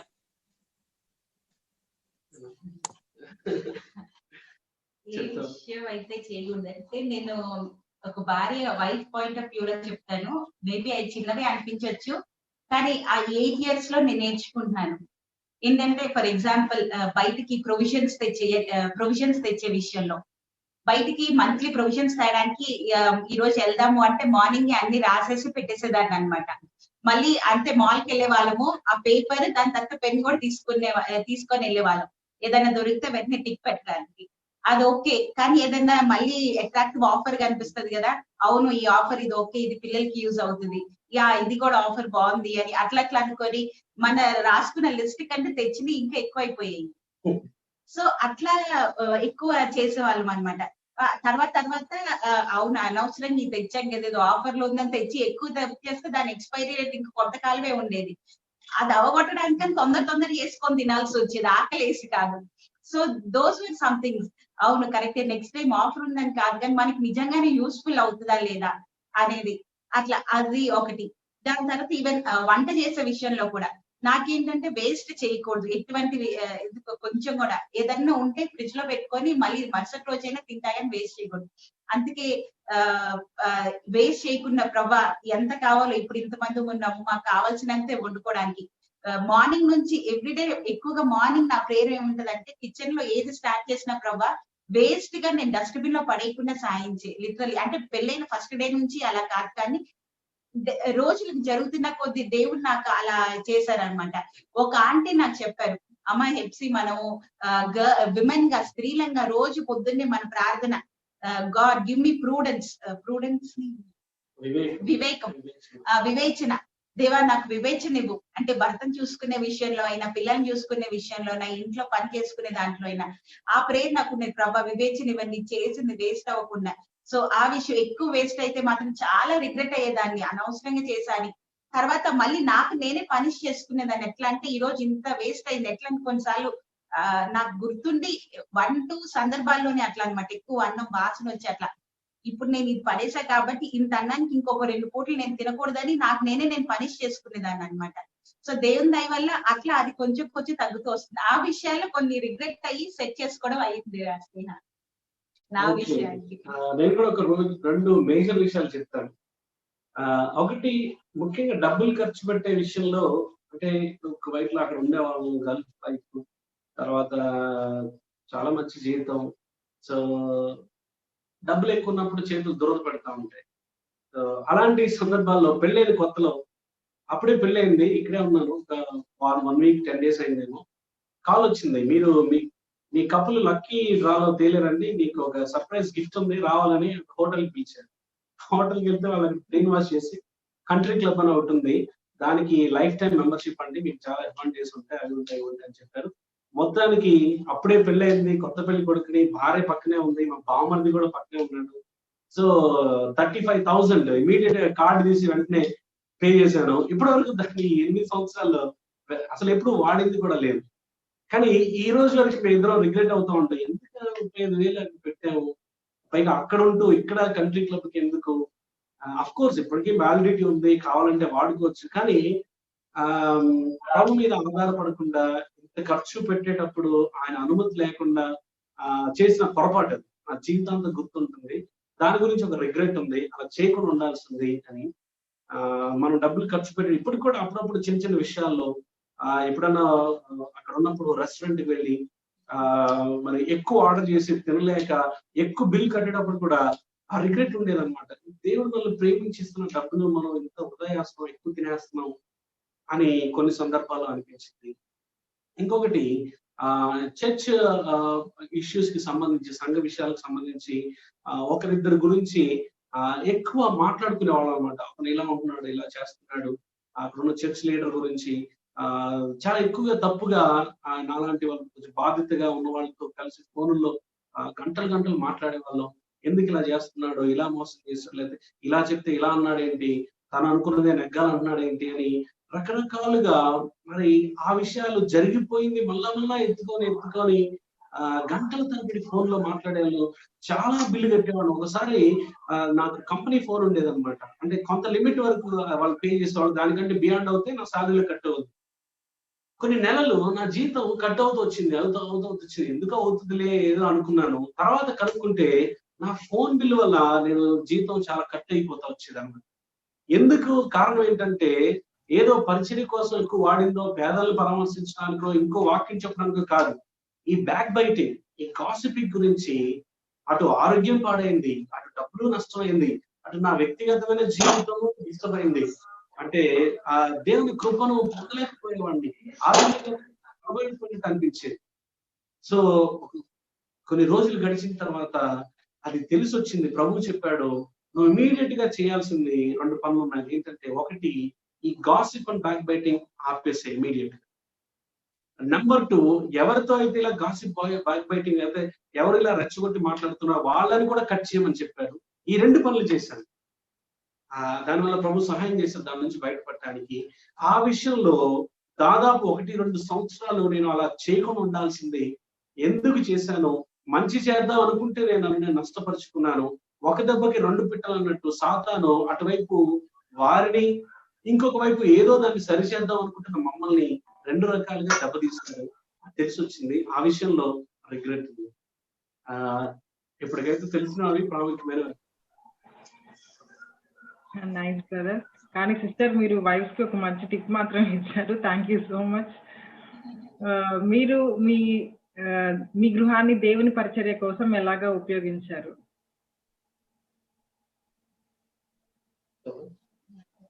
ఓకే, ఇది ఒక ఇంపార్టెంట్ మంచి ప్రశ్న అండి. ఎందుకంటే నేను చెప్పాను కదా, పెళ్లి 8 సంవత్సరాలు అయింది. నా భార్య పెళ్ళైన తర్వాత జనవరిలో పెళ్ళైంది 25th, సరిగ్గా ఏప్రిల్ 24th అక్కడికి వచ్చేసింది. అంటే 3 నెలలకి నా దగ్గరికి వచ్చేసింది. నా ఫార్మాలిటీస్ అన్ని పూర్తయి నా దగ్గరికి వచ్చేసరికి 3 months పట్టింది.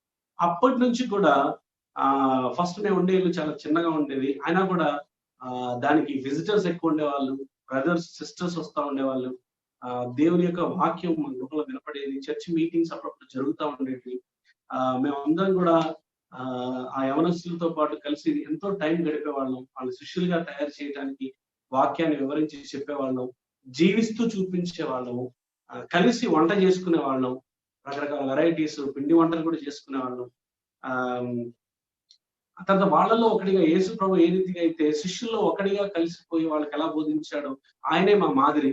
బట్ మేము కూడా వాళ్ళలో ఒకటిగా వాళ్ళ వయసుకు తగ్గి వాళ్ళ విషయాలు అర్థం చేసుకుని మాట్లాడుతున్న వాళ్ళం. చాలా ప్రాక్టికల్ గా అన్ని ఇష్యూస్ మాట్లాడాలి. ఒక యవనస్తురాలు ఎలాంటి పరిస్థితులు ఉన్నా వెళ్తారో వాళ్ళ ఎమోషన్స్ గురించి మాట్లాడేవాళ్ళం, వాళ్ళ సెక్షువల్ డ్రైవ్స్ గురించి మాట్లాడేవాళ్ళం, తర్వాత ఇమ్మోరాలిటీ గురించి మాట్లాడేవాళ్ళం, లవ్ అఫైర్స్ గురించి మాట్లాడేవాళ్ళం. మా దగ్గరికి వచ్చిన తర్వాత కొంతమంది అబ్బాయిలు ఉన్న అఫైర్స్ ని వాళ్ళు తీసేసి వాళ్ళు వదిలేసుకొని పెళ్లిలో ప్రభు చిత్తం చేయాలని నిర్ణయించుకున్న వాళ్ళు ఉన్నారు, అలాగే చేసిన వాళ్ళు కూడా ఉన్నారు. అలా మా గృహాన్ని ప్రభు పని కోసం తెరవడం జరిగింది. మేమేం కోల్పోలేదు, అంటే నష్టపోయాము, దాని విషయంలో రిగ్రెట్ ఏం లేదు. కాకపోతే వాళ్ళ ద్వారా మేమెంతో నేర్చుకున్నాం, మేము కూడా ఎంతో బలపడ్డాం, కొద్దిమంది జీవితాలు కట్టబడ్డాయన్న సంతృప్తి, ఆ సంతోషం, ప్రభు కోసం కొంత ప్రయాసపడ్డాం అన్నది మాత్రం చాలా ఎక్కువగా ఉంది. అయితే ఇందులో ఒక మాట చెప్పాలి, మరి దాదాపు 10-15 మంది అబ్బాయిలు ఉన్నప్పుడు, పురుషులు ఉన్నప్పుడు ఒక్కతే అమ్మాయిగా నా వైఫ్ మరి హ్యాండిల్ చేయటం అది చాలా గొప్ప విషయం. ప్రభు ఎంతో చూపించాడు తనకి.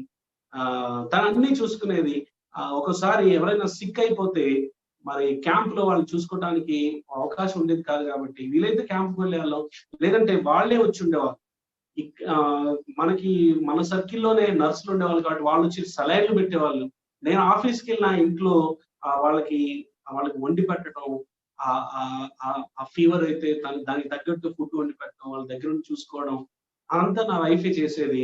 ఇంట్లో అంత మెడిసిన్ కిట్ ఉండేది, ఇంత పెద్ద డబ్బా, అన్ని డిసీజెస్ సంబంధించి మెడిసిన్ ఉండేటివి.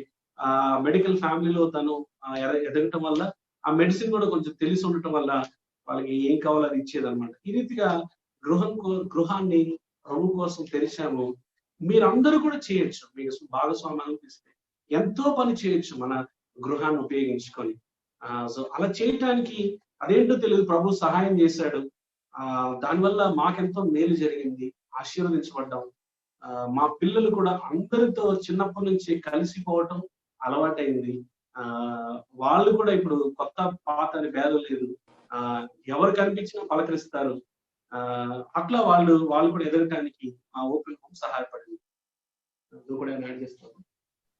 మా గృహాన్ని దేవుని పరిచర్యకే వాడుకుంటున్నాము అంటే ఇప్పుడు వరకు చెప్పారంటే దాంట్లో మేమేదో చేసామని కాదు, కానీ దానికి అలా ఓపెన్ చేయడానికి మనసు ఇచ్చింది దేవుడే. సో ఆయన చూపించిన ప్రేమ ముందు మేము చేసేది దట్ ఈస్ వెరీ లెస్, ఒక అణువు కంటే చాలా చిన్నది అనమాట.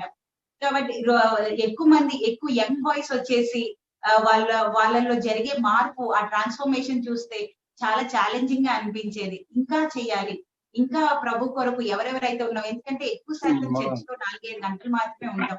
ఎన్నోసార్లు రాత్రి కూర్చుంటే రాత్రి మొత్తము కూడా మార్నింగ్ వరకు అయిపోయేది. కొన్ని సందర్భాల్లో ఉన్న యంగ్ బాయ్స్ పొద్దున్నే డైరెక్ట్ గా బ్రష్ చేసుకుని వెళ్ళిపోయే వాళ్ళు, అసలు పడుకోకుండా. వాళ్ళకి ఎన్నో క్వశ్చన్స్ అన్నమాట. కాబట్టి అవన్నీ చేయడానికి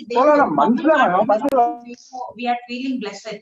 అంటే మేము లేవు ప్రభావ, మేము చెయ్యమని క్లోజ్ చేస్తే పని ఆగిపోతుంది అని కాదు, దేవుని పని ఎలా అయినా జరుగుతుంది. మేం కాకపోతే వేరే వాళ్ళని వాడుకుంటారు. కానీ ఆయన మహాకృపను బట్టి మమ్మల్ని కూడా ఆయన వనంలో చిన్న సాధనాలుగా మమ్మల్ని వాడుకుంటున్నందుకు we are blessed and we are thankful to God. So nice sister. Brother, మీరు ఉద్యోగం చేస్తూ అటు పరిచర్యని అటు మీన్స్ కుటుంబాన్ని మీరు ఎలా బ్యాలెన్స్ చేసుకున్నారు? ప్రెసెంట్ సిచ్యువేషన్ లో అన్ని బ్యాలెన్స్ చేసుకోవటం సమ్ డిఫికల్ట్. మీరు ఎలా అన్ని బ్యాలెన్స్ చేసుకోగలిగారు? Okay, again we want to give glory to God and credit to him. ఎలా చేసామో ప్రభు సహాయం చేశాడు.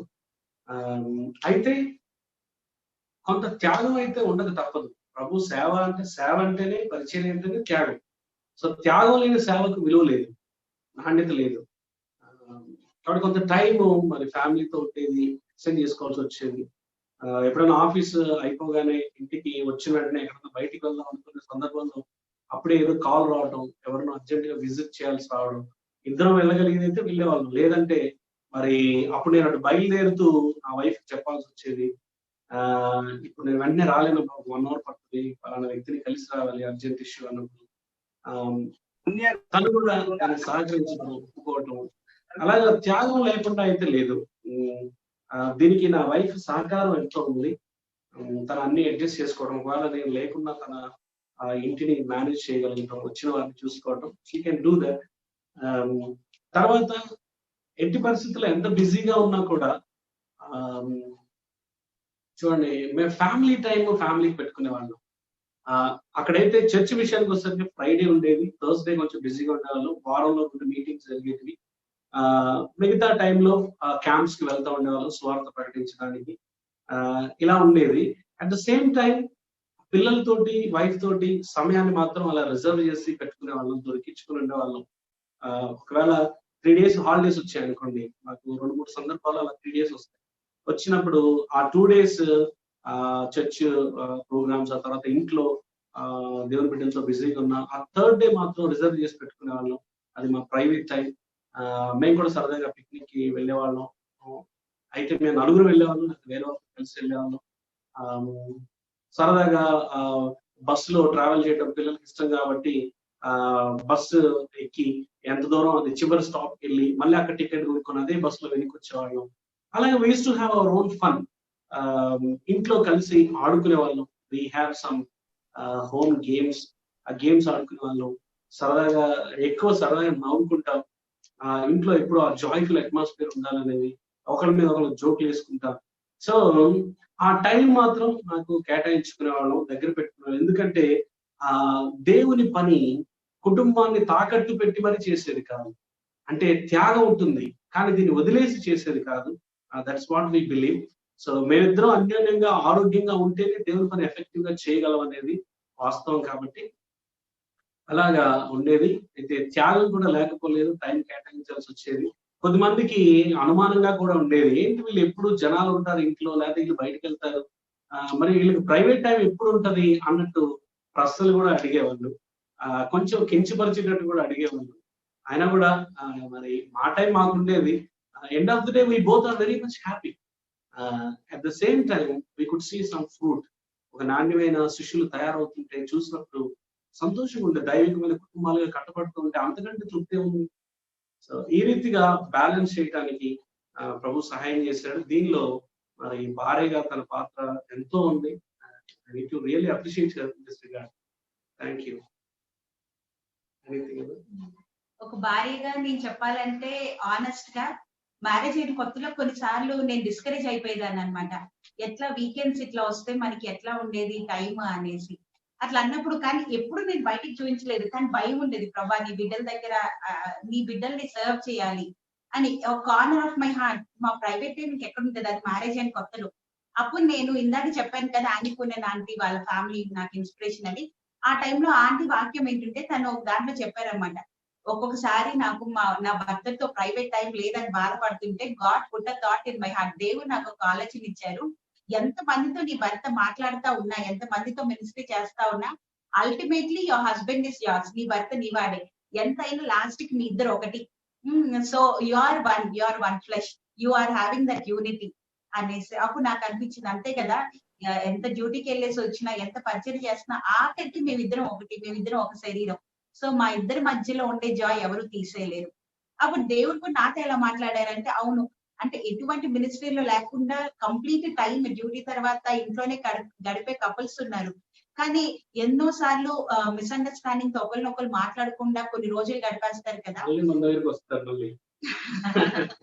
సో అట్లా కాకుండా ఉన్న కొంచెం టైం కూడా, అంటే ఒక 2 hours ఫర్ ఎగ్జాంపుల్ ఉంటే దాంట్లో ఒక 10 minutes మేమిద్దరం కలిసి సంతోషంగా గడిపితే that is more than enough కదా అనేసి దేవుడు మమ్మల్ని ప్రిపేర్ చేశారు. మేము కూడా ఇంట్లో పిల్లలు ఇద్దరు పుట్టక ముందే ఉండేది చిన్న ఇల్లు, ఆ హాల్లోనే మేమిద్దరం ఆడుకునే వాళ్ళం, అవుట్ ఆడుకునే వాళ్ళము, ఆ గేమ్స్ అన్ని ఆడుకునే వాళ్ళము.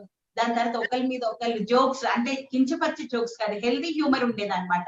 ఇద్దరం అయితే మాకు another sign, another principle of healthy marriage life ఇద్దరం కలిసి ఫ్యామిలీ ప్రేయర్ లో కూడా కూర్చోవచ్చు. అంటే ఎప్పుడైనా భార్య భర్త మాట్లాడుకోలేనప్పుడు కలిసి ప్రార్థన చేసి ఆమెనని చెప్పి విష్ చేసి కూడా పడుకుంటారు, కానీ ఇద్దరు మొహం చూసుకొని నవ్వుకోలేరు. సో అది మాకు ఎప్పుడు ఉండేది అనమాట.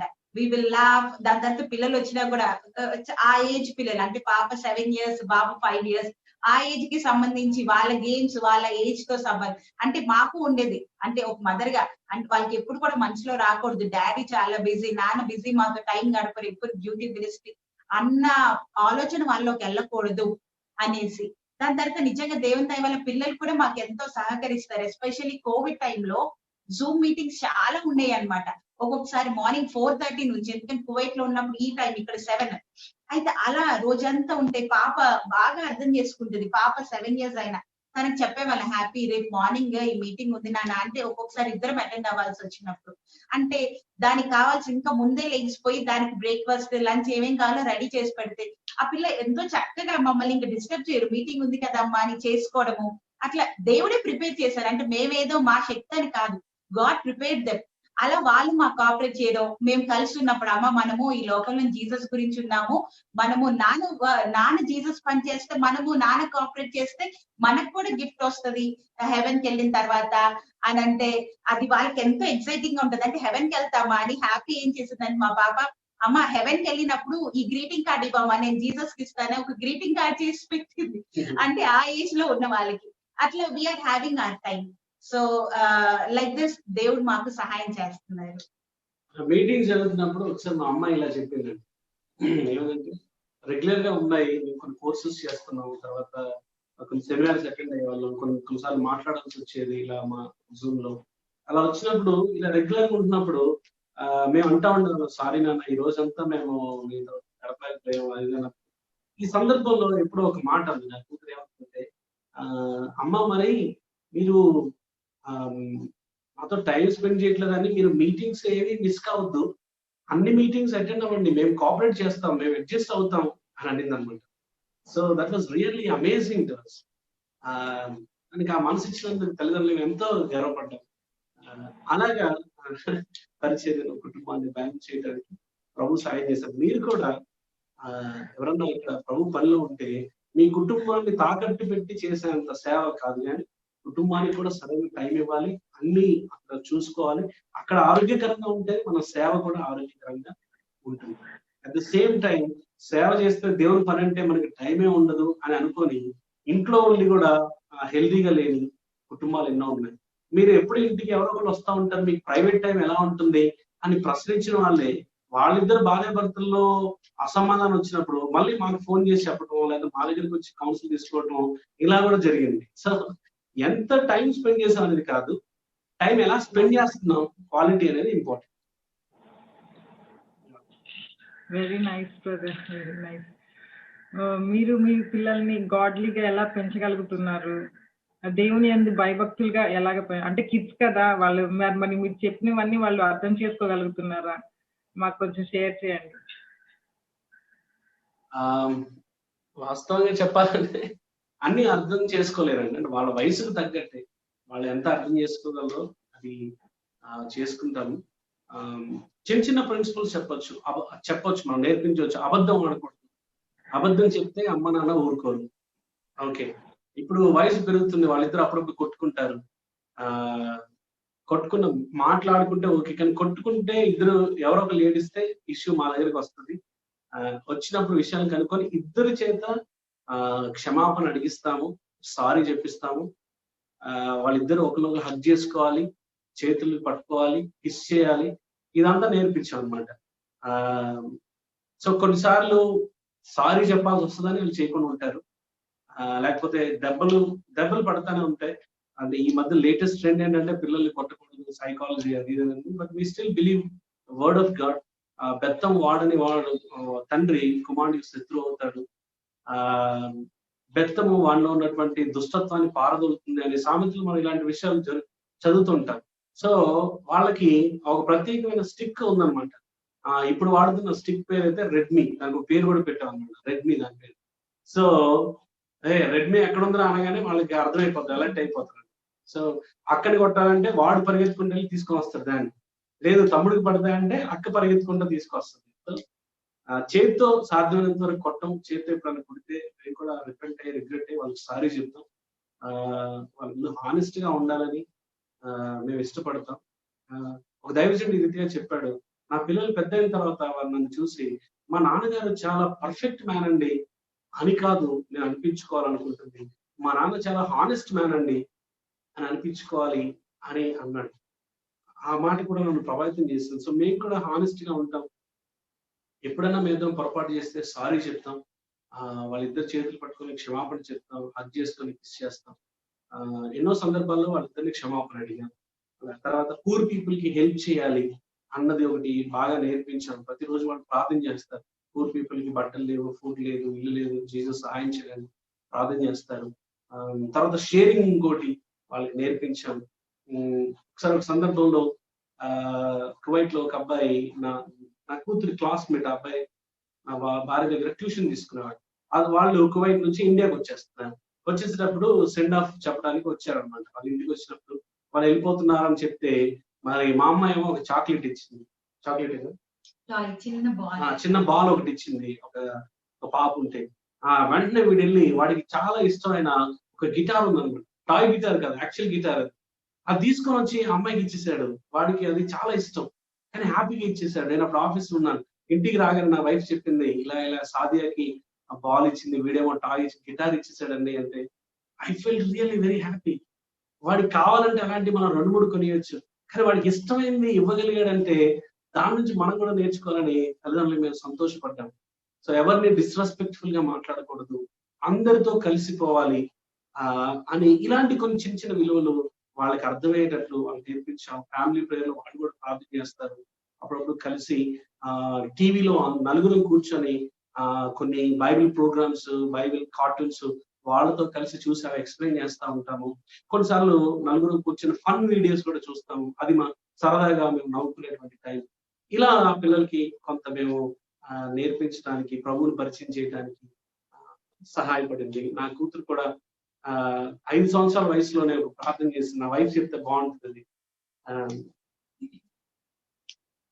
ఒకసారి అది జూన్ 13th అన్నమాట, తను ఒక 2 years ముందు. అయితే తనకి హెల్ అంటే ఎలా ఉంటుందో, హెవెన్ అంటే ఎలా ఉంటదో అని చెప్పాము. చెప్తుంటే ఇలా ఉంటదమ్మా హెవెన్ ఇలా ఉంటది అంటే వెంటనే మా ఇద్దరు మధ్యలో పడుకున్నదల్లా మోకరింగ్ చేసి జీసస్ బెడ్ మీద మోకరింగ్ చేసి ప్రేయర్ చేస్తుంది. ఎవరు అందించలా, జీసస్ నేను కూడా హెవెన్ లో ఉంటాను, నీతో నేను చేసిన పాపం అంతా క్షమించాను Jesus, I will be with you in heaven. తమ్ముని కొట్టాను, నన్ను ఫర్గివ్ చేయండి, అమ్మ నాన్న మాట వినలేదు, నన్ను ఫర్గివ్ చేయండి అనేసి జీసస్ నన్ను హెవెన్ కి తీసుకెళ్ళండి యేసు నామములో ఆమెన్ అనేసి గట్టిగా అరుస్తుంది. యాహూ యాహూ నేను హెవెన్ కి వెళ్ళిపోతున్నాను, యాహూ నేను హెవెన్ కి వెళ్ళిపోతున్నాను అనేసి. దాని తర్వాత నెక్స్ట్ డే అలా ఫ్రెండ్ సల్మాన్ వచ్చినా కూడా, Salman you know one thing, I'm going to heaven, I'm Jesus side అని. అంటే ఎంత అనిపించింది అంటే నిజంగా కదా, హెవెన్ అంటే ఏదో అనుకున్నాం కానీ ఆ చిన్న పాప ఆ టైంలో అనమాట గ్రీటింగ్ చేసామా, హెవెన్ కి వెళ్తున్నప్పుడు ఈ గ్రీటింగ్ నాకు ఇవ్వమ్మా, నేను జీసస్ కి ఇస్తాను అంటే. చిన్న పిల్లల విశ్వాసం అంటే ఎంత ఇదిగా ఎప్పుడు గుర్తొస్తుంది అనమాట. అంటే హెవెన్ కి వెళ్తున్నాం మనం, ఈ లోకంలో శాశ్వతంగా ఉండము, ఎప్పుడో ఒకప్పుడు మన తండ్రి దగ్గరికి వెళ్ళిపోతున్నాం అంటే నిజంగా ఎంత హ్యాపీగా ఉండాలి అనేసి అలా అర్థమవుతుంది. సో డిసిప్లిన్ విషయంకి వస్తే ఎన్నోసార్లు నేనైతే కోపంతో చేతితో కొట్టేసేదాన్ని అనమాట. కొట్టిన తర్వాత నాకు చాలా బాధ వేసేది, ఎందుకంటే వాళ్ళు ఏడిస్తే కోపంతో కొట్టాము అంటే అంత దెబ్బ తినే అంత తప్పు కాకపోయినా. దాని తర్వాత పడుకున్నప్పుడు అవన్నీ సారీ చెప్పిన పడుకున్నప్పుడు నేను ఎక్స్ప్లెయిన్ చేసేదాన్ని, నాన్న ఇలా వద్దంటే ఇలా అన్నావు కదా, వెంటనే అమ్మకు కోపం వచ్చింది అందుకే కొట్టాను, సారీ నాన్న అంటే. ఇట్స్ ఓకే అమ్మా, నేను మళ్ళీ రిపీట్ చేయను అంటే. రిపీట్ చేయనన్న పిల్లలు కదా, మళ్ళీ వాళ్ళు చేస్తారు, బట్ ఆ సీడ్ వాళ్ళలో ఉంటది. ఇంకొకటి ఏంటంటే సాధ్యమైనంత మట్టుకు వేరే వాళ్ళ ముందైతే వాళ్ళని కొట్టము, గట్టిగా తిట్టం కూడా అనమాట. బికాస్ వాళ్ళకి కూడా వాళ్ళ డిగ్నిటీ ఉంటది. ఆ పిల్లలకి ఎవరైనా గట్టిగా తిడుతున్నా we'll try to protect them. కాబట్టి వాళ్ళు తప్పు చేసిన తర్వాత చెప్తామా, అక్కడ అలా చేశారు కదా, అలా చేయకూడదు అని చెప్తాం అనమాట. కానీ మళ్ళీ మేము అలా చెప్తే తర్వాత మేము ఇద్దరు ఉన్నప్పుడు వాళ్ళకి పనిష్మెంట్ ఉంటదని తెలుసు. అందుకని వచ్చిన వెంటనే అమ్మ సారీ అమ్మా, నేను అలా చేశాను నాన్న సారీ అని చెప్తారు. అంటే టీమ్స్ కి వచ్చిన తర్వాత దట్ వుడ్ బి డిఫికల్ట్, ఎందుకంటే ఆ ఏజ్ గ్రూప్ వేరు. కానీ ఇప్పుడు మా పాప 7 years, బాబు 5 years కాబట్టి ఇప్పుడు వాళ్ళని ఇలా డిసిప్లిన్ చేయడానికి మేము ఇలా ఫాలో అవుతున్నాము. అది that is how God is helping us. పిల్లలకి మనం చెప్పాలండి, చెప్పకపోతే ఎవరు చెప్తారు? తల్లిదండ్రులుగా మనం ఎగ్జాంపుల్ చూపించాలి. వాళ్ళు మనల్ని చూసే నేర్చుకుంటారు. స్పాంజ్ నీటిలో పెడితే ఎలా పీల్చుకుంటుందో అలా మన నుంచి పీల్చుకుంటారు. పిండితే నీళ్ళే వస్తాయి అందులో నుంచి. ఆయిల్ పీల్చుకుంటే పిండితే ఆయిలే వస్తుంది. సో మన దగ్గర నుంచి ఏమి గ్రాస్ప్ చేస్తారో బయట పిండితే అదే ఉంటుంది అనమాట. రేపు పొద్దున వాడి క్యారెక్టర్ ఎలా ఉంది అంటే మన దగ్గర చిన్నప్పటి నుంచి ఏం నేర్చుకున్న దాని మీద ఆధారపడుతుంది. So we have to be very careful. ఈ రోజుల్లో పిల్లలు ఎంత షార్ప్ ఉన్నారంటే ప్రతి చిన్నదాన్ని అబ్జర్వ్ చేస్తారు. ఒకసారి మా పాప ఆ హాల్లో ఉండొచ్చు, వేరే డైనింగ్ రూమ్ లో లేదా అక్కడ కూర్చొని మాట్లాడుతూ బెడ్రూమ్ లో ఉన్నప్పుడు ఏదైనా ఇష్యూ మాట్లాడుతున్నప్పుడు ఏదైనా ఒక సబ్జెక్ట్ వస్తే వెంటనే వచ్చేస్తుంది. ఆ ఒక్క మాట పట్టుకుని వచ్చేస్తుంది అనమాట. మేము అనుకుంటాం చదువుకుంటుంది, రాసుకుంటుంది, డ్రాయింగ్ చేసుకుంటుంది అనుకుంటా, కార్టూన్ చూస్తుంది అనుకుంటా, కానీ అన్ని వింటా ఉంటారు. సో అదొక లెసన్ అనమాట. మాకు పిల్లల దగ్గర కేర్ఫుల్ గా ఉండాలి. ముఖ్యంగా హస్బెండ్ వైఫ్ ఇద్దరు వాగ్వివాదం పెట్టుకున్నారు, ఆర్గ్యుమెంట్స్ అవుతుంది అనుకోండి, పిల్లల ముందు అస్సలే చేయకూడదు. అది అసలు ఎప్పుడు చేయకూడదు. పిల్లల ముందైతే అస్సలు చేయకూడదు. ఏమైనా కావాలంటే వాళ్ళు పడుకున్న తర్వాత మీరు మాట్లాడారు. లేదంటే చిన్నప్పటి నుంచే వాళ్ళ మనసులు మనకు తెలియకుండా శుద్ధిమెత్తని వాళ్ళ హృదయాల్ని మనం కరప్ట్ చేస్తున్నాం. ఇలానే ఉండాలి, ఇంతే ర్యాష్ గా మాట్లాడాలి అని కోరుకుంటారు. ఎవరైనా కొట్టొచ్చు, ఎందుకంటే మా నాన్న మా అమ్మని ఎప్పుడు కొడతా ఉంటాడు, నేను కూడా ఎవరైనా కొట్టొచ్చు అనుకుంటాడు. అలా బిహేవ్ చేస్తారు పిల్లలు. కాబట్టి we have to be very much careful before them. మనం మాట్లాడే తీరు, తరీక, జనాలు వేరే వ్యక్తుల గురించి వాళ్ళ దగ్గర మాట్లాడుకుంటా ఉన్నాం అనుకోండి, వాళ్ళన్నీ వింటా ఉంటారు అనమాట. ఏదో ఒక రోజు వేసేస్తారు, మనం పరువు అంతా పోతుంది. సో ఆ రోజు రాకుండా ఉండాలంటే వాళ్ళు జాగ్రత్తగా ఉండాలి. ఎప్పుడు కోపంతో పిల్లల్ని కొట్టొద్దండి దయచేసి. వాళ్ళు ఏదైనా తప్పు చేశారు, ఏదో పగలగొట్టారు, ఏదో పాడు చేశారు, ఫోన్ పడేశారు, లేకపోతే ఇంకేదో చేశారు, వెంటనే దబా చేయి తీసుకొని ఎక్కడ పడితే అక్కడ కొట్టొద్దు దయచేసి. వాక్యం ఉంటుంది, బెత్తం వాడాలి అని చెప్పి. సో ఒక బెత్తం పెట్టుకోండి. ఇద్దరు పిల్లలు ఉంటే 2 బెత్తాలు పెట్టుకోండి. ఇద్దరికి దగ్గర వయసు అయితే కనుక ఇద్దరు కలిపి ఒకటి పెట్టుకోండి. ఎక్కడైనా దూరంగా ఎత్తుకు పెట్టుకోండి. వాళ్ళు తప్పు చేసిన తర్వాత మరి వెళ్ళి ఆ బెత్తం తెచ్చేలోపు ఈ ఉగ్రత తగ్గుతుంది, ఈ ఆవేశం తగ్గుతుంది. లేకపోతే ఆవేశంలో ఎలా పడితే అలా కొడతారు. భర్త ఏదో మాట అన్నాడని పిల్లల్ని కొట్టే తల్లులు ఉన్నారు. లేకపోతే భార్య మాట వినలేదని ఆ ప్రతాపం పిల్లల మీద చూపించే తండ్రులు ఉన్నారు. అలా చేయకూడదండి. వాళ్ళని ఎలా పడితే అలా ట్రీట్ చేయడానికి వాళ్ళు ముందుగా మన బిడ్డల కంటే దేవుని బిడ్డలు, అది గుర్తుపెట్టుకోవాలి. They have their own dignity and respect. ఎలా పడితే అలా మాట్లాడడం, ఎలా పడితే అలా హేళన చేయటం, అందరి ముందు కొట్టడం, పరువు తీయటం చేయకూడదు.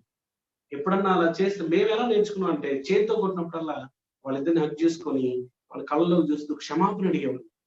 అలా మాకు అది ఓవర్కమ్ చేయడానికి సహాయమైంది. తప్పు చేసినప్పుడు మనం దండించాలి, పనిష్ చేయాలి. ఇంకొకసారి చేస్తే పడతాయి అన్న భయం కూడా వాళ్ళకు ఉండాలి. స్టిక్ తోటి అది కూడా వాళ్ళ వెనకాల వాళ్ళ కాళ్ళ మీదే కొట్టాలి, ముందు భాగంలో ఎక్కడ కొట్టకూడదు. So these are some principles. దీనికే పెద్ద టీచింగ్ అవసరం లేదు, కొంచెం కామన్ సెన్స్ వాడితే సరిపోతుంది. బట్ హవెవర్ అది కూడా లేని కారణాన్ని బట్టి ఇలాంటి విషయాలు మనం అప్పుడప్పుడు షేర్ చేయాల్సి వస్తుంది. దట్ ఈస్ భక్తిలో పెంచాం, మన డిసిప్లిన్ చోట కూడా అలా చేశాం. Very nice brother. చాలా మంది పేరెంట్స్ కి చాలా very useful. Thank you so much. అలానే happy and heavenly very nice kids brother. Thank you. అలానే ఒక కుటుంబం ఆరోగ్యంగా సంతోషంగా ఉండాలంటే వేటిని అవాయిడ్ చేయాలి, వేటిని దూరంగా పెట్టాలి brother? Number 1 top in the list, smartphone. ఈ రోజుల్లో కుటుంబాలని పాడు చేస్తుంది, డిస్టర్బ్ చేస్తుంది. సాతాను విరివిగా వాడుతున్న ఆయుధం ఏంటంటే స్మార్ట్ ఫోన్. సో భార్య భర్తలు ఇద్దరు కూడా పిల్లలతో టైం గడపలేనంత బిజీగా ఉన్నారు స్మార్ట్ ఫోన్స్.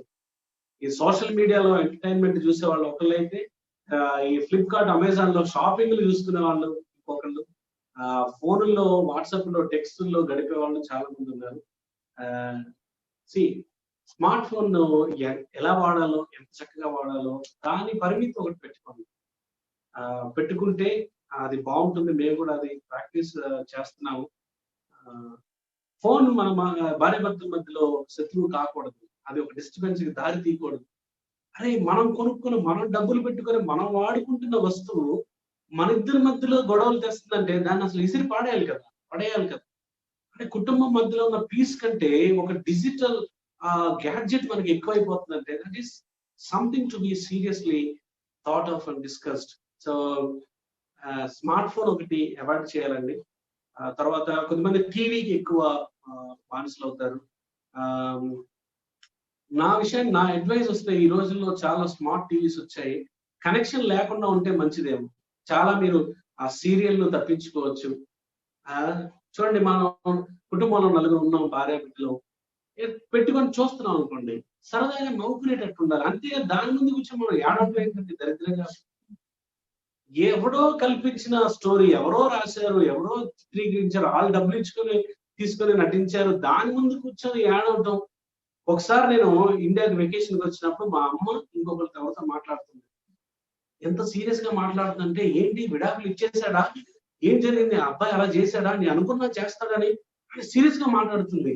ఇదేంటి నాకు తెలియని టాపిక్ ఏంటని వెళ్ళి మా అమ్మని వాకప్ చేస్తే తెలియదు ఏంటంటే వీళ్ళిద్దరు కలిసి సీరియల్ గురించి మాట్లాడుకుంటున్నారు. ఒక రోజు మిస్ అయితే మళ్ళీ యూట్యూబ్ లో చూసేస్తారు తెల్లవారు. దీనంతటికీ కారణం మనం ఎత్తుకుంటూ పోతే ఆ టీవీ సీరియల్స్, తర్వాత వల్గర్ సినిమాలు, ఆ వల్గర్ తర్వాత దరిద్రమైన భాష వాడేటువంటి ఆ టీవీ ప్రోగ్రామ్స్, రియాలిటీ షోస్, మనకు తెలియకుండా మన కుటుంబం డిస్టర్బ్ అవుతుందండి.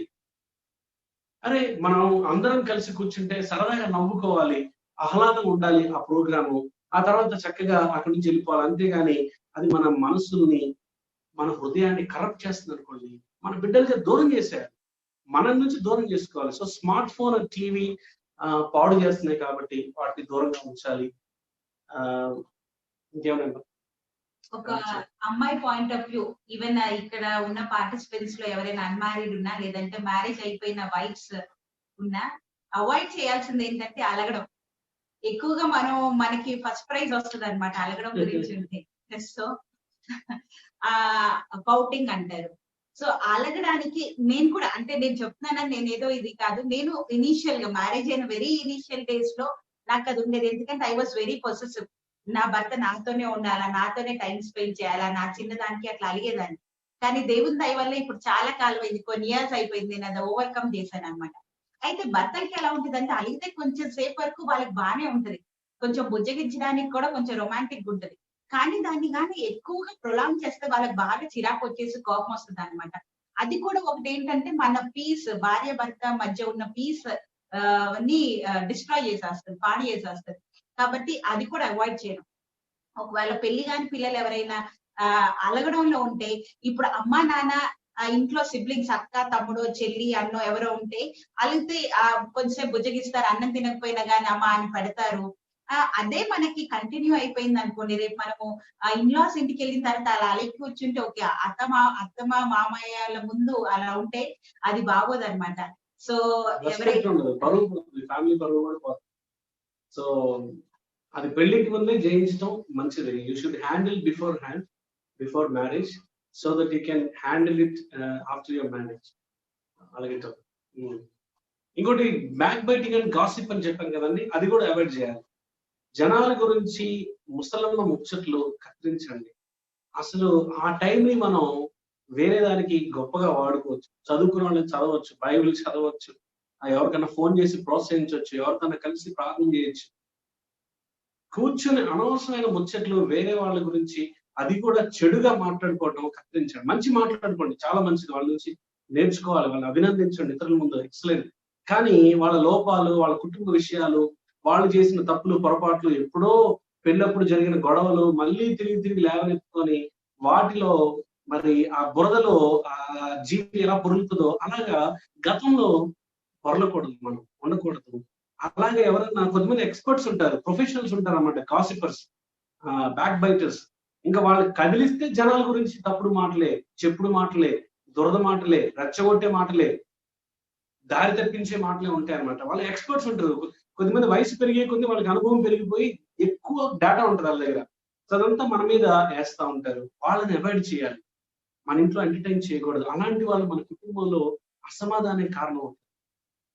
గాసిప్ అండ్ బ్యాక్ బైటింగ్ ఇలా ఊహించండి, అదొక గార్బేజ్ అనుకుందాం, చెత్త అనుకుందాం, డస్ట్బిన్ లో పడేసి చెత్త అనుకుందాం. సో ఎవరన్నా ఒక వ్యక్తి ఎదుటిల్లు, పక్కిళ్ళు, వాళ్ళిల్లు, వీళ్ళు అందరి ఇళ్లలో చెత్త అంతా కలెక్ట్ చేసుకొని మన ఇంట్లో వేసాడు అనుకోండి, ఎలా ఉంటుంది మనకి? ఇల్లంతా చెత్త చెత్తగా అయిపోతుంది. ఎందుకు వేసావు బాబు అనేసి అతనికి ఇంకోసారి రాణి కూడా చేస్తాం.